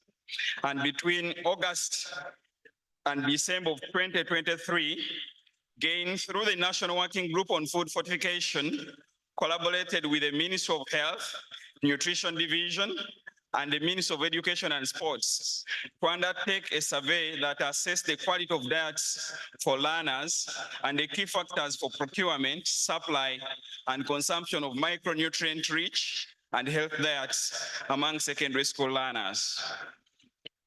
That was the roadmap. We had consultative meetings with a national working group on food fortification to identify and define the problem. Then we had other activities, as you see on the Gantt chart there, and we are privileged to share the findings today. We also hope to have a nationwide dissemination with other stakeholders who may not be part of this forum in June, mid-June. The specific objectives of the study were to describe the procurement and supply mechanisms for food rations provided to learners. And in that, we wanted to look at the guidelines, the sources, the processes, quality assurance systems, and a list of food items procured for learners. Then the second objective was to assess the adequacy of diets for learners in secondary schools. And specifically, we looked at 4 indicators in this. We wanted to look at minimum dietary diversity for women, those are female learners, 15 years and above, as an indicator of micronutrient adequacy. Then we wanted to look at the consumption of all 5 food groups recommended in the food-based dietary guidance by WHO and FAO. And we also wanted to look at dietary NCD risk and protect factors for the foods. Then we wanted to look at food group diversity as a measure of equitable distribution of food in these groups. And lastly, we wanted to establish the nutritional quality of the school meals in relation to the recommended dietary allowance for the learners. So that was specifically looking at energy and key micronutrients of interest. You can proceed. Yeah, the methodology we used, we had key informant interviews and desk reviews to ascertain the procurement systems and mechanisms, the list of foods procured and all that. Then we adopted the newly developed diet quality questionnaire to assess the adequacy of diets. And I'm happy to report that this is a tool we learned about during the LENS meeting that was hosted in Uganda. We learned about it, we appreciated how it works and how easy it would be for us to replicate the same in our environment. So these are the findings we are learning from this tool that we piloted, and I'm happy to share. Madam Commissioner, thanks for taking lead on introducing such tools to us. Then NutriSurvey, we used it to estimate the nutritional quality. Proceed. The study areas are summarized on the map. We were working within Kampala. We were working in Kampala and nearby urban districts of Wakiso, PG, Ruwero, the nearby, the peripheral areas. We stretched beyond Kampala and we looked at the schools also. Proceed. In terms of social demographics, we had 48 private schools and 12 government schools. And we had a total number of 2,376 female learners involved in that, in responding to questions of what they ate in the last 24 hours. And we used that dietary quality questionnaire to assess the quality of their diets. Then we had 1,732 males. And in terms of response, we had a 56% response. It was a busy season of the term. These are the key findings. In terms of procurement and supply, we found that all schools provided lunch to learners. And this was mainly accessed through majorly through payment of school fees. So this is a key finding in that it provides us a platform to introduce nutrition interventions. All those schools that we went to, at least each of them was providing lunch. And it can be a point of intervention when we want to introduce the nutritious and health diets. Then the PPDA guidelines were followed in government schools, which also provides an excellent opportunity because if we want, for example, to pre-qualify suppliers, we may require them, as you've heard from the commission a few minutes back, to have maybe fortified food supply to the learners as a pre-qualification. Then the maize flour supply given to these learners was largely of low extraction rate, and that means that it is snow white, purely refined, and the dry bean, salt, and oil were some of the key ingredients used for school meals. Then a substantial amount of maize flour was provided to these learners. On average, we looked at 145 grams for the day schools, then about 204 grams of maize flour given to a learner per day. That is about 22 kilograms for a learner in boarding consumed per term. If you take an average of 90 days, it is significant. And if this flour is nutritious, it can deliver nutrients of public health importance for our learners. Then the average salt intake per learner was 8 grams, which is higher than the recommended 5 grams by WHO. That is something to ring a bell in our ears. On average, it was 8 grams. And yesterday we had a presentation from Nicole, which was emphasizing the same. The majority of the schools, that is 95% of them were procuring flour from wholesalers and about half we are getting from millers. The other half is also significant. What are these millers supplying us? What is the quality that is supplied by the wholesalers? Those are questions that we need to answer. We can proceed. Then when it comes to procurement, again, we see that promotion of unhealthy foods, such as the sugar-sweetened beverages, which are risk factors for NCDs, were not regulated in schools, and that picture was almost across all schools. You could find that kind of a canteen which is branded with, and a fridge donated by a multinational company. So those are some of the things, and those are things we need to really look into. And some of the best practices, we found that majority of the schools had a demonstration garden. Those were about 77%. And this has been majorly fostered through the new lower secondary school curriculum, which requires them to have a demonstration garden. However, I like the question raised by Irene a few minutes back, that what is the quantity produced through those demonstration gardens? It is insignificant or insufficient to meet the nutritional requirements of these learners. Yeah, that is a kitchen garden found at one of the schools. You can proceed. Then in terms of dietary adequacy, we found that almost half of the female learners did not meet their minimum dietary diversity, meaning that it's only 51% who actually did what? Met the minimum dietary diversity, and the other 49% at a risk of what? Micronutrient deficiency. This is an indicator that has been globally validated for micronutrient adequacy, and as Uganda, we are happy to report something to do with the micronutrient adequacy of our learners in schools. Then, only a quarter of learners, about 25%, consumed all the 5 food groups recommended in the food-based dietary guidelines by WHO and FAO. And those examples are given there. Then we see that a conclusion drawn from our findings show that learners could be at a risk of NCDs.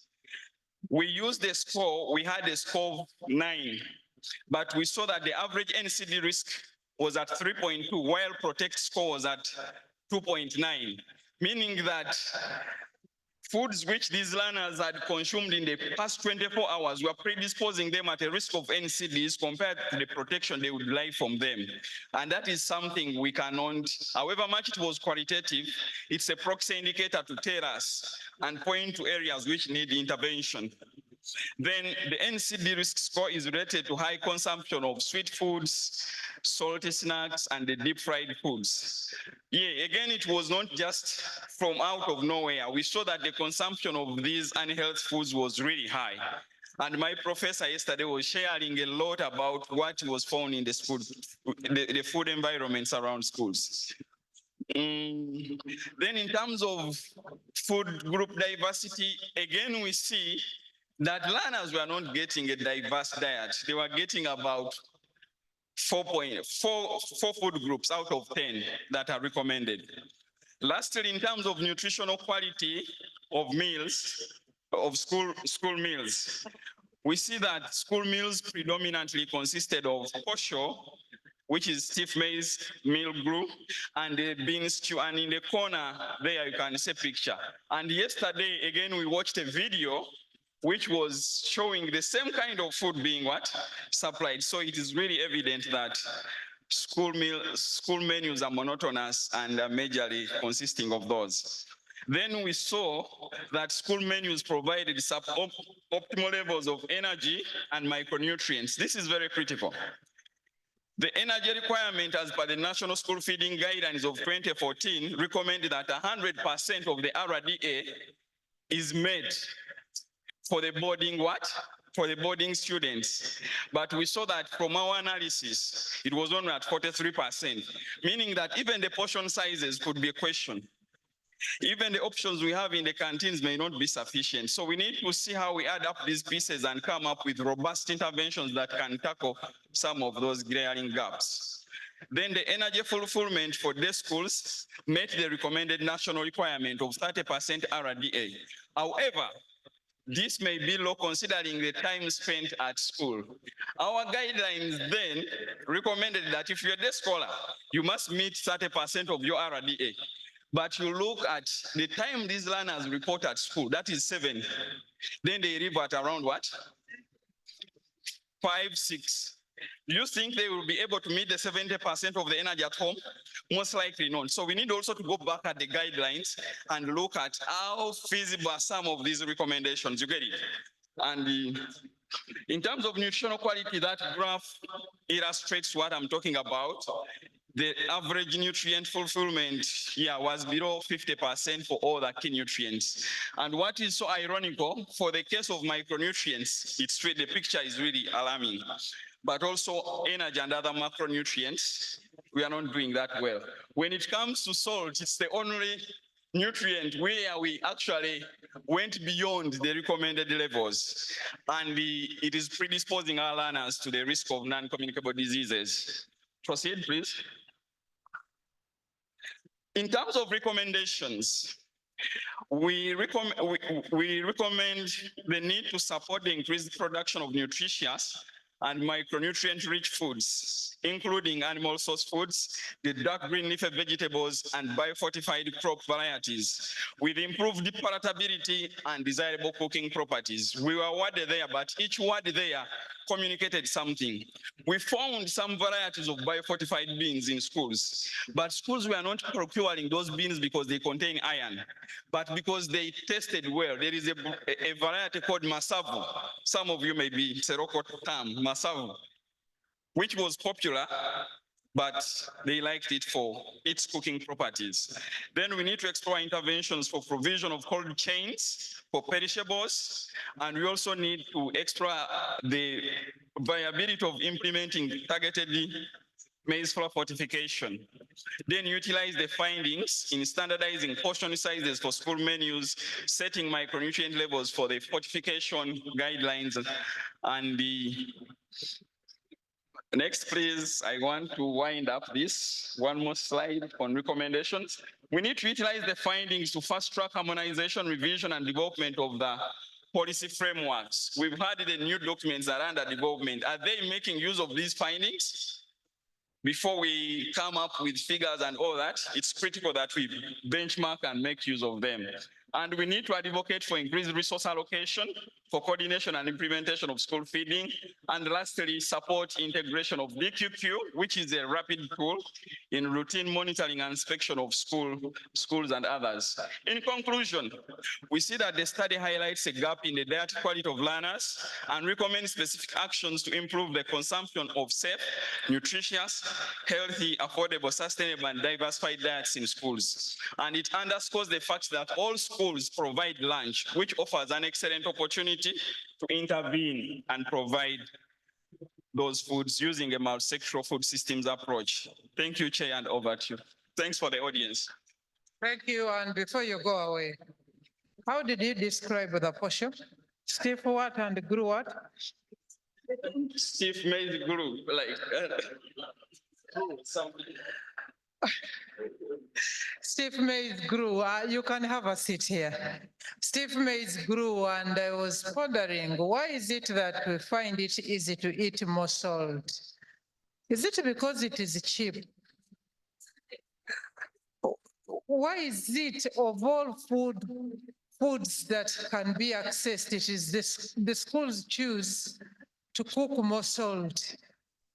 Maybe more salt than the food. Maybe the students or the pupils may eat less of the food. I don't know. I think those of us who are behavior scientists, we needed to interrogate that. Why are people finding it easier or accessible or, I don't know, to cook more salt than any other food? I wish to invite Madame Namususo. And then, who else? Madame Namususo and Mr. Mugabe Albert. I want you to treat these people's assessment as your keynote. And I did it on purpose.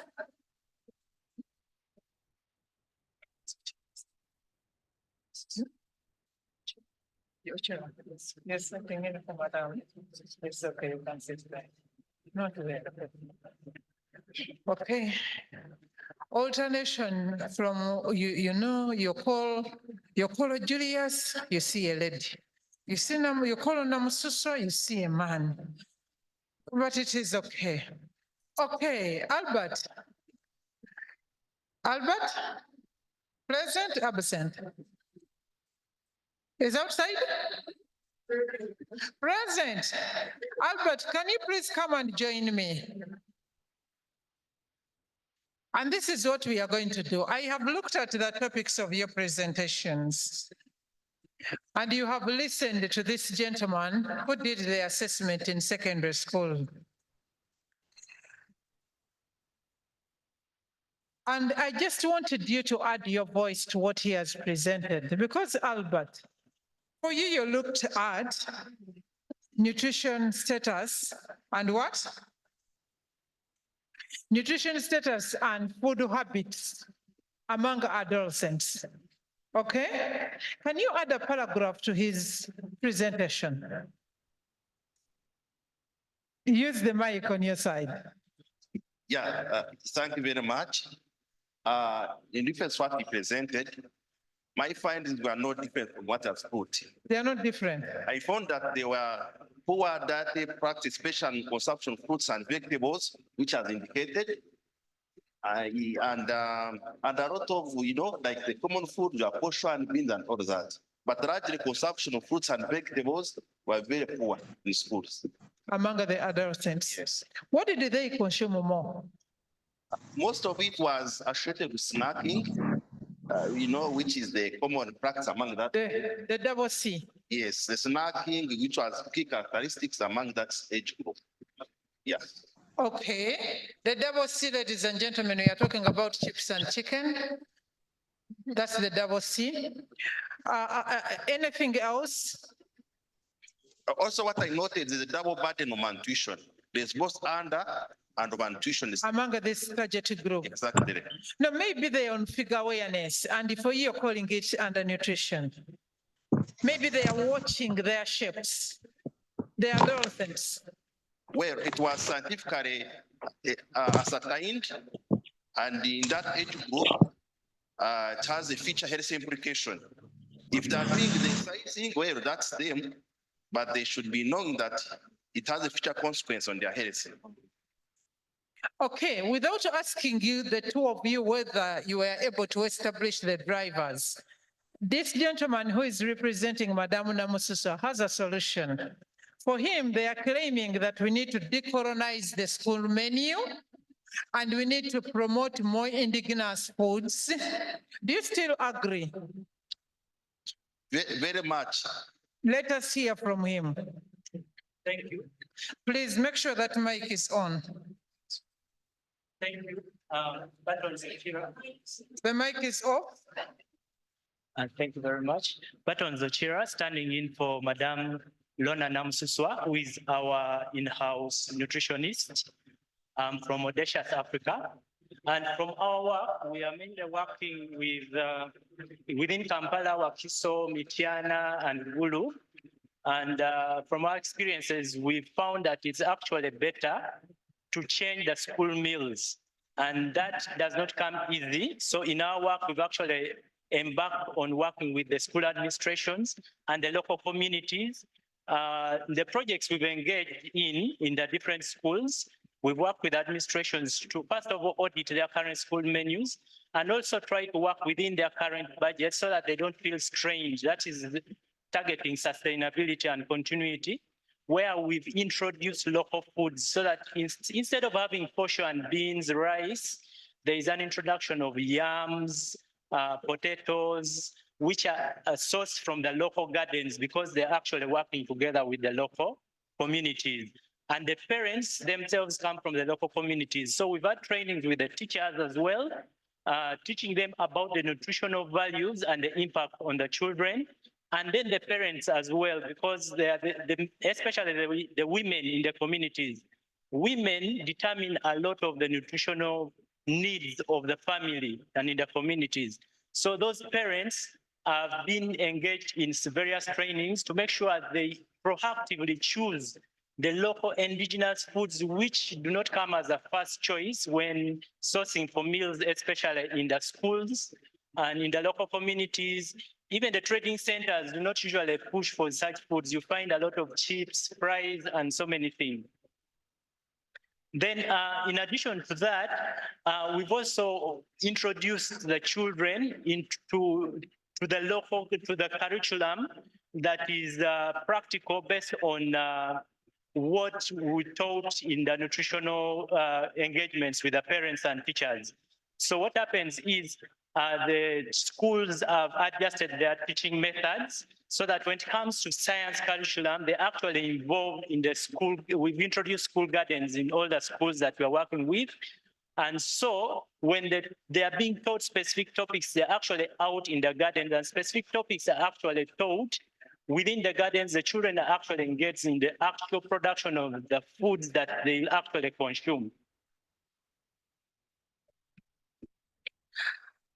The children or the pupils or the students are taught while they are producing the actual food they will consume. Don't remind me of those secondary school days when we used to harvest cassava from our basins and maize, and that is what we are feeding on. I'm not very sure whether we are happy, but we are talking about decolonizing our school menu and promoting more indigenous foods, picking the stitch and glue, stitch and glue, the stitch and glue meal of our school menu and things like that. Just let me do one last check. Is Mr. Samson Akankiza in the house? Mr. Samson Akankiza, present, absent? Absent with apology. Mr. Ngabirano, absent with apology. Okay, that is good. I was just doing the last check and I'm happy. I'm happy that you've heard about what these people have been able to find out. I want to alternate. I have over-enjoyed this space and I hand it over to my good brother Peterson, Dr. Peterson Kato. Can you please come here and help me moderate the interaction between these people and this panel? And after that, we'll invite my senior, my chair, Richard, to do a wrap up and then a sneak peek into tomorrow, and we'll call it a day. Dr. Peterson. Please, can you put our hands together? Unless if you're done with your PhD, but if you see somebody called Dr. Peterson at this age, you would have clapped harder. Take the floor, doctor.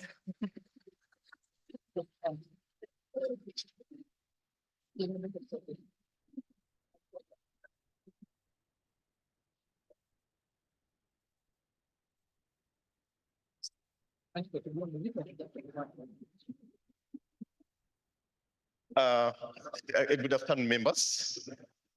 Yeah, sorry, I know we are running late, but for us to avoid spilling the program into tomorrow, we are requesting for just a slight extension of your time so that we know that the whole day events have been done with. Yes, I'm Dr. Peterson Kato Chikomeko, a lecturer of nutrition at Chambogo University, and the chair for the Scaling Up Academia and Research Institutions Network. and I'm happy to moderate the session. It was meant to be a plenary and a moderation, but as you've noted, because of the time, we are trying to combine a number of things. Thank you so much, Agnes, for having invited me. But I'm just going to request for a slight change and have some more members here. Do we have the headmaster of Chitante here? Yes, please come and join this panel. Members prepare to come and present. It will be so bad if we let them go without presenting. Then, Mr. Freddy Ngabirano, did you say he's represented? Yes, please come and take a seat as well. And then, is Mr. Ismail Mulindo around? Or represented? No. Samson Akankiza? And then, okay, fine. So we are joined. We are joined by two more panelists. I think the other is coming. And Mike, I think you had responded to the question, or you had presented. Okay. So as she takes her seat, I'm going to request that we first of all listen from the headmaster of Chitante Hill Primary School. In addition to what they have said, we are talking about school feeding, and Chitante is one of the schools in the city that is doing a lot on school feeding. So we wanted to really hear, besides the research, we wanted to have some practical feedback, because he has been in the game and he knows how it has worked. So, Mr. Headmaster, I would want you to speak to the audience. How is your experience with the school feeding, and what are the challenges and solutions that you've come up with? Maybe we can learn a lot from that. Thank you. Thank you very much. Moderator, my name is Henry Rugalambi. I represent the head teacher and I'm in charge of urban farming. We have managed to put up some good gardens with our learners, and we are feeding from that. Where we fail to pick from our gardens, then we outsource from the community. But the learners have got a lot of experience, and now that Chitante has big land, from this urban farming, from the pyramid garden, food towers, we have extended the gardens down. We have over 23 acres of gardening now.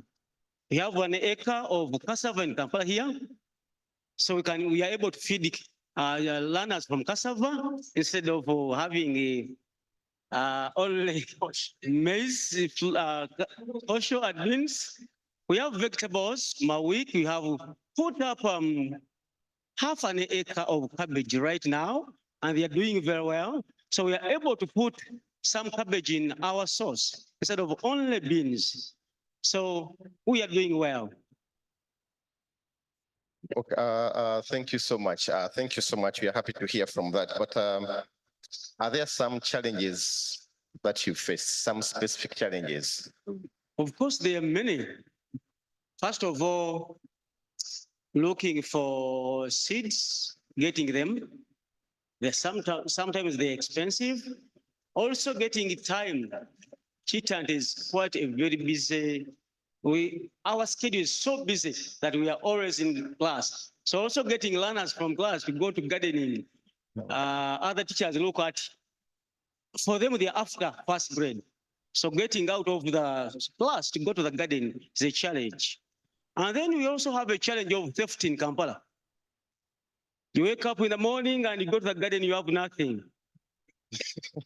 You are expecting to harvest something for learners and there is nothing. So there is that problem of safety we have to guard. And also the changing environment, the climate. We have just planted over half an acre of cabbage. Now there's a lot of sunshine. So water, and when you use this tap water, it's not so good for irrigating the crops. Automatically they get stunted. So there are so many challenges, but somehow we overcome. Okay. Thank you so much, Mr. Headmaster. Again, those of us, I think now we are hearing from the practical experience, what he is faced with and what he goes through and some of the solutions that he has come up with. I would want to shift focus to our honorary lady panelist. Let's first clap for her. Sitting amidst men alone, I think we've not been gender sensitive, but the other sessions we shall be. In addition to what these colleagues have said, what is it that your ministry has done in relation to what they have said? Okay, thank you very much, moderator. My name is Rose Archer. I'm a senior probation and welfare officer working with the Ministry of Gender, Labor and Social Development. As Ministry of Gender, we serve diverse vulnerable groups.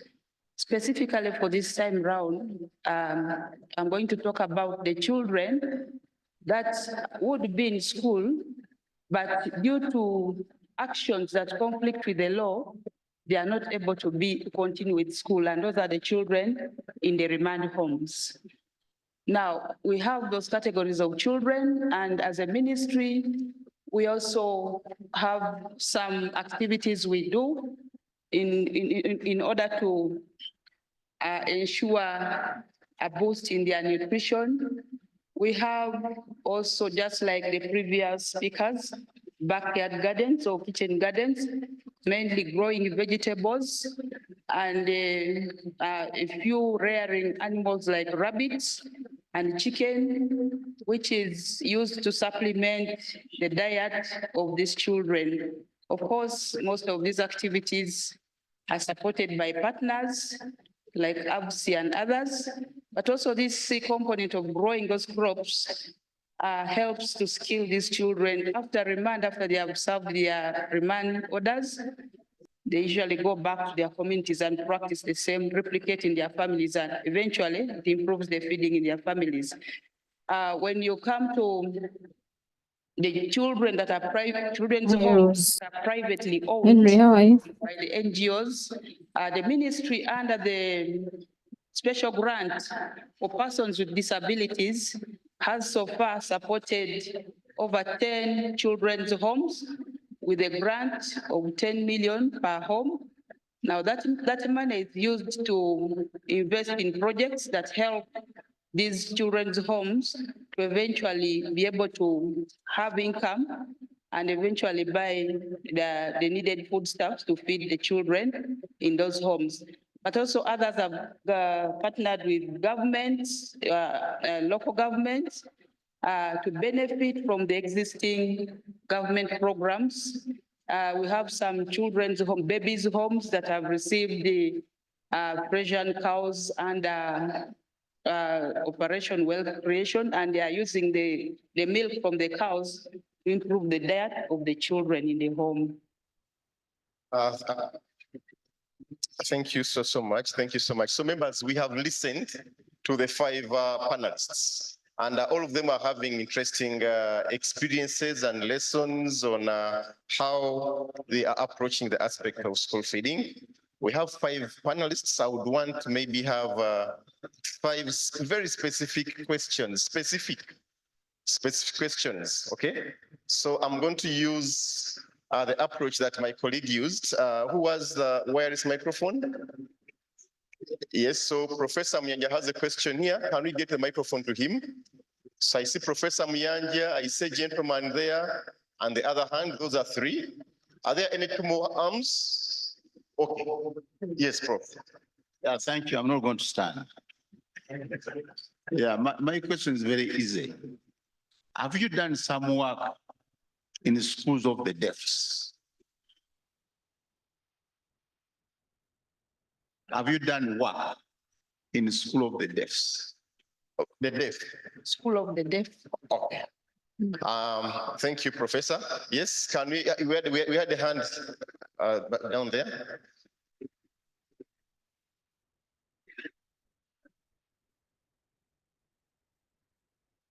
Thank you. My name is John Bosco, Plana Juman.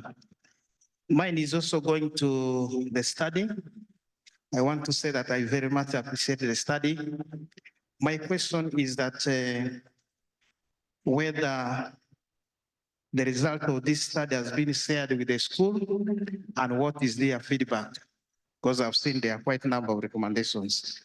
And two, in your study, what did you do? Or do you have any interaction with the personnel who are preparing this food? And what is their education background? Thank you.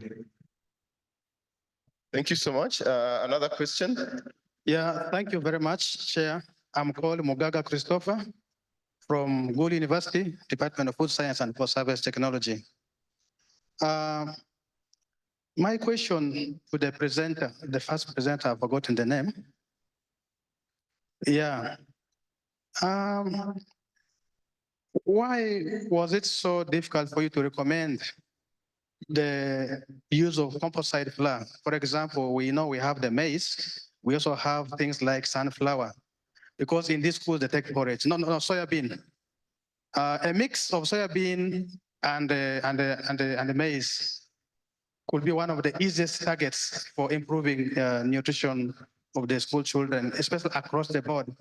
Because I believe nutrition is transgenerational, and also we went through that, and our children also being subjected to bad food the way we are subjected to. So I think that will be a very strong point to take, but also I did not hear much about consumption strategies to improve consumption of animal foods. So what can you say about the strategies for improving consumption of animal foods, especially in addressing micronutrient deficiency? Thank you. Okay, thank you so much. I think those could be sufficient. I see they cut across. So I think we could even start with the last one. Each of you has spoken about feeding in schools. Who of you is willing to take on that aspect? Any strategies that you found practical to improve consumption of animal-based foods? Any of you can take it on. If there are any strategies where you are. Buttons from, it's on. Hello? Yes, Buttons from Audacious Africa. In our course of work, because we have an in-house nutritionist, we actually found that it is essential to do a mix of foods. For example, if you're feeding beans, you don't have to have a lot of meat. You can have just small pieces of meat or a piece and supplement, because nutritionally it has been proven that when two different foods of the same category, like two different proteins are consumed together, they're easily absorbed into the body. So for schools as such, we recommend that when you serve beans, you can have a supplement of a different protein mixed. And if you look at it culturally, it has always been done in our homes. Our grandfathers and grandmothers always did such, but I think we didn't really know the knowledge behind it. Maybe we thought we just wanted to have a variety of food, but scientifically, when you consume that, it helps the children. So in the communities we work and schools, that is something we've been advocating for and pushing for. Okay, thank you so much. Minister of Gender, have you done any study amongst the deaf, schools of the deaf? Okay. Has any of us done any study? Okay, probably the team here hasn't done, so we may not be able to speak to that. Let us not ambush them. Okay, there was a question for you, Mike Mazinga. Have you shared results? And besides sharing the results, did you interact? What was the caliber of the other people preparing food that you interacted with, and what were their qualifications? Thank you, Dr. Peterson, and the colleagues who raised those questions. They're actually very important. And I must say that I started by mentioning that we have a roadmap. This is like our first platform where we've had a chance to present the results. but we are planning to have also a nationwide dissemination involving the teachers, these particular groups that participated in this. And we have a comprehensive report that articulates all the issues. But one of the cadres we interacted with were people involved, the welfare committees. In a few schools, they had nutritionists on the welfare committee, but generally speaking, people were given jobs randomly to be in charge of welfare, or they could just pick one of the teachers to be in charge of what? Welfare. They are just a selected, a few schools that really had qualified cadres to, take up the mantle of preparing school meals.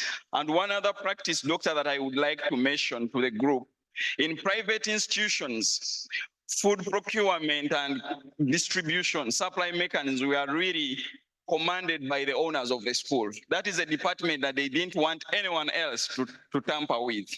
So you could find that it's the head teacher who decides who supplies, probably the garden is theirs, or they have a small mill somewhere. So they were influencing most of what the learners were consuming. Yeah. Thank you so much, Mike. But still, there was another question to you. If you can just give a one-line statement, what did you find problematic in recommending composite flours? Thank you, my colleague.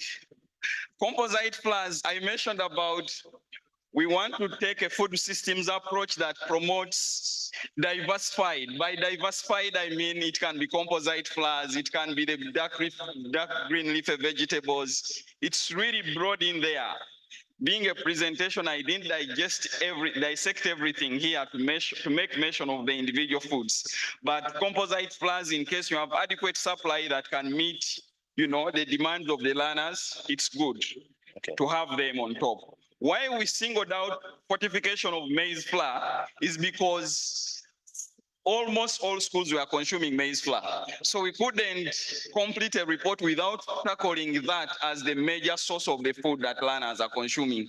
And they're not going to change any time now stopping to eat maize flour. Okay, Mike, thank you so much. Thank you so much. As I request the Secretariat to plan to come and sum up everything to wrap up, maybe I have one other request or question to our dear headmaster. School feeding has been a hot topic for today. Everyone is talking about school feeding, but whereas we've spoken to school feeding and what we are doing and what we are not doing, what we may not have heard is about the impact of school feeding on the education outcomes. So you being in a school setting, is there something you can tell us that because of school feeding, these are some of the outcomes that we have seen? Thank you. Thank you very much, Mr. Moderator. Automatically, school feeding impacts a lot to children. The moment they're not well fed, automatically even the results will be poor. Just like the computer, when you feed in garbage, it gives you garbage out. So these learners, if they spend a whole day without anything, and it's so amusing that some parents think they can pack for them food. They can get a piece of cassava, put in a container, and by the end of the day, maybe during lunch, by the time they take it during lunchtime, it will be poisonous. It is poison. So they need to get fresh food. Although the fresh food we give has a challenge, as the other presenters said, posho and beans all through, it also has an impact. But at least it's better than nothing. You teach somebody who has something in the stomach so he can listen. Just similarly, if it is you who sit in class from morning 7 to 6 without anything tangible in the stomach, you can't consume anything. But if you are having something in your stomach, just like the vehicle, without oil, it can't move. So when you give good feeding to learners, automatically we shall get good results. When you check on those schools that really feed learners very well, I have gone to some schools like I went to Benchmark, Mbara Junior, and I was so happy about their feeding. They give milk in the morning, Break time, they give bushera. Then lunchtime, they have posho plus a banana. And then the evening, they still have milk. Automatically, those kids will give you good grades because they are well fed. So if you feed children, learners very well in schools, they'll give you very good grades. Thank you so much. Thank you so much. So members, what I'm getting from our headmaster is that school feeding automatically leads to improvements in school performance. That's what I get. A round of applause to the panelists. The camera persons, please, we also need a photo moment with the panelists as I hand over to Mr. Richard. Sorry? Academic and research photo moment. Members, this session has been for education and academia. Members of academia and education, I think this has been our day. Let's clap for the organizers for having given us all this time. Yes, it's important. So let us come and have a photo. Let's have a photo moment with the team. The panelists. Oh, you want them to stand? Am I eligible to join them? Photo.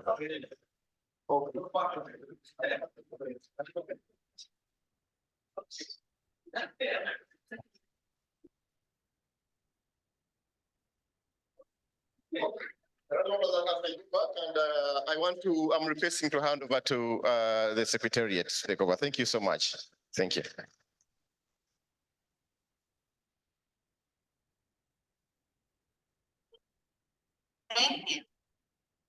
Ladies and gentlemen, a big hand clap for all our chairpersons. Madam Agnes Chirabo has been a gift to us the whole day.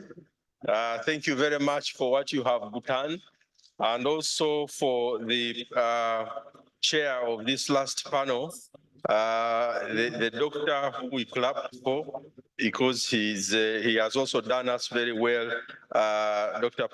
Peterson Kato, with what we had. So, ladies and gentlemen, I'm not making any other presentation. We are moving very well. As you saw, today was really full of energy.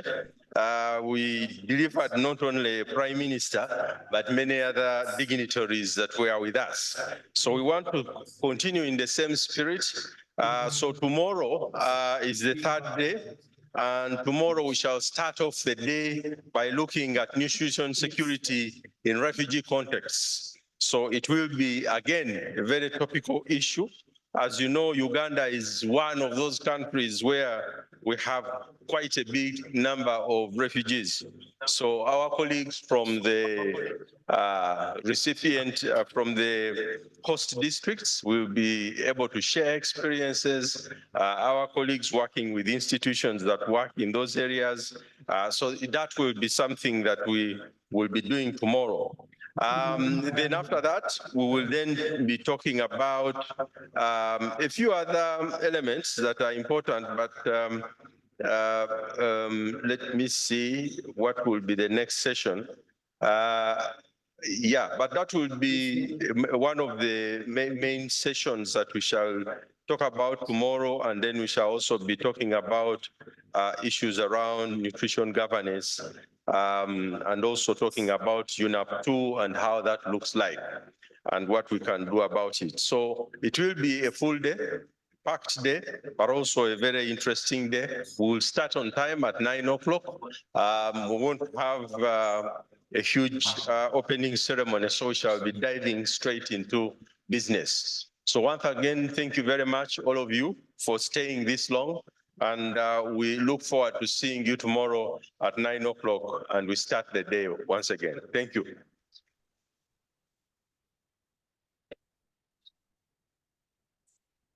There are videos to be seen. If the people behind are not tired, they can show us one video as we exit, with something nice in the background.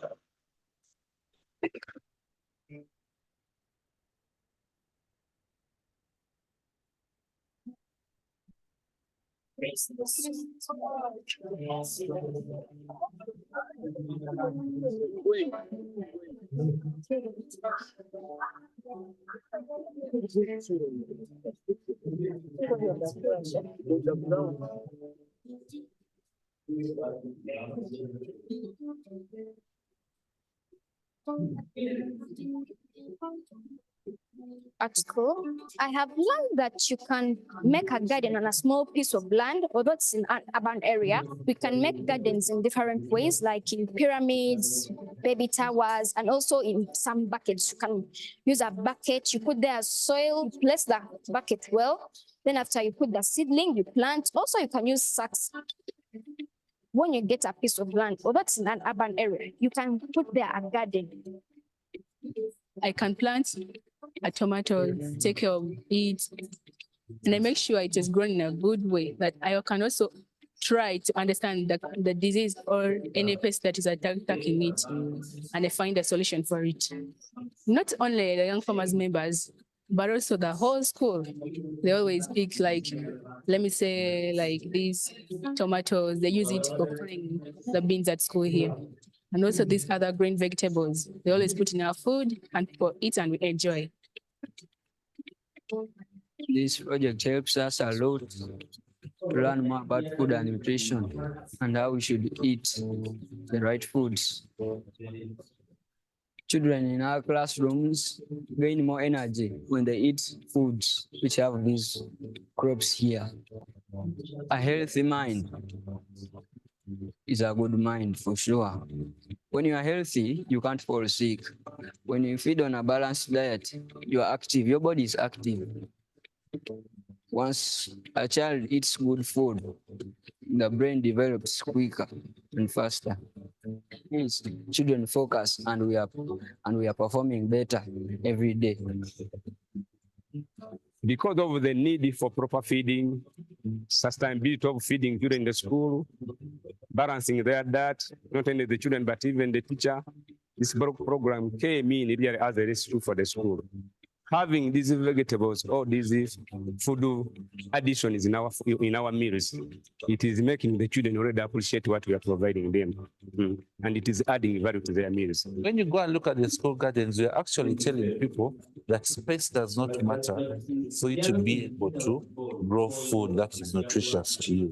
And the impact we are seeing is that when you go to these informal settlements or in tight spaces, people are now realizing that, oh, I can actually be able to convert this chikutia, what they actually say, seal it with soil and grow something.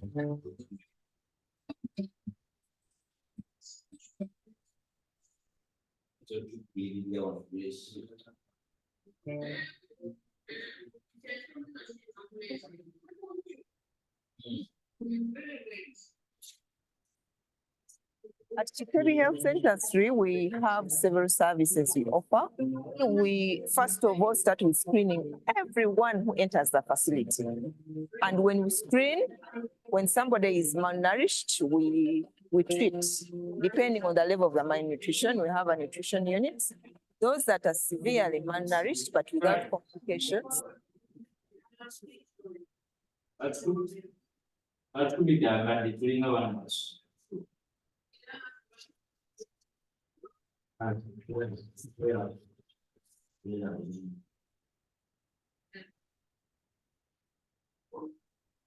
Byakadde nasinakawulira kyokka nkyatambula n'ebintu by'okusayinga.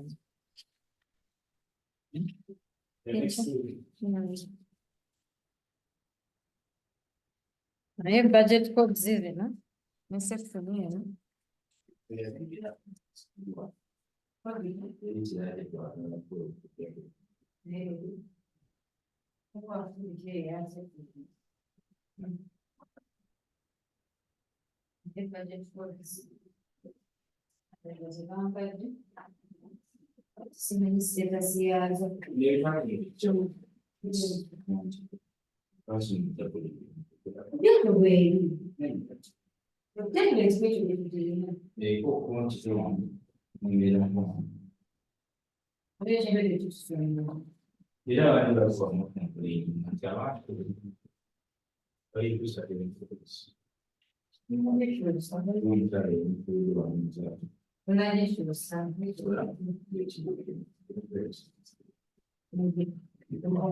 Following someone's template way and activity.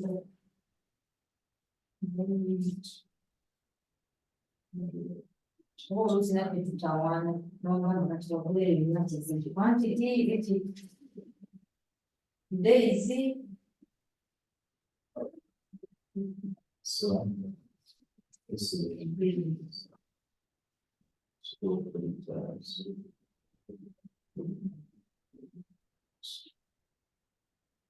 I'm going to do reading about some for us as you see.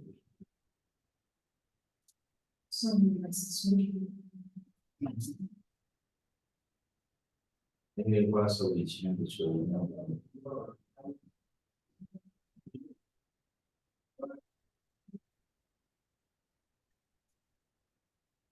Very proud. And we will be activity.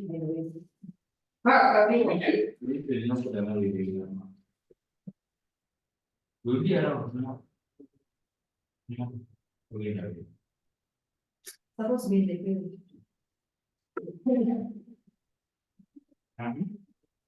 Not deciding, I think that the kind of game. Second, sina called them,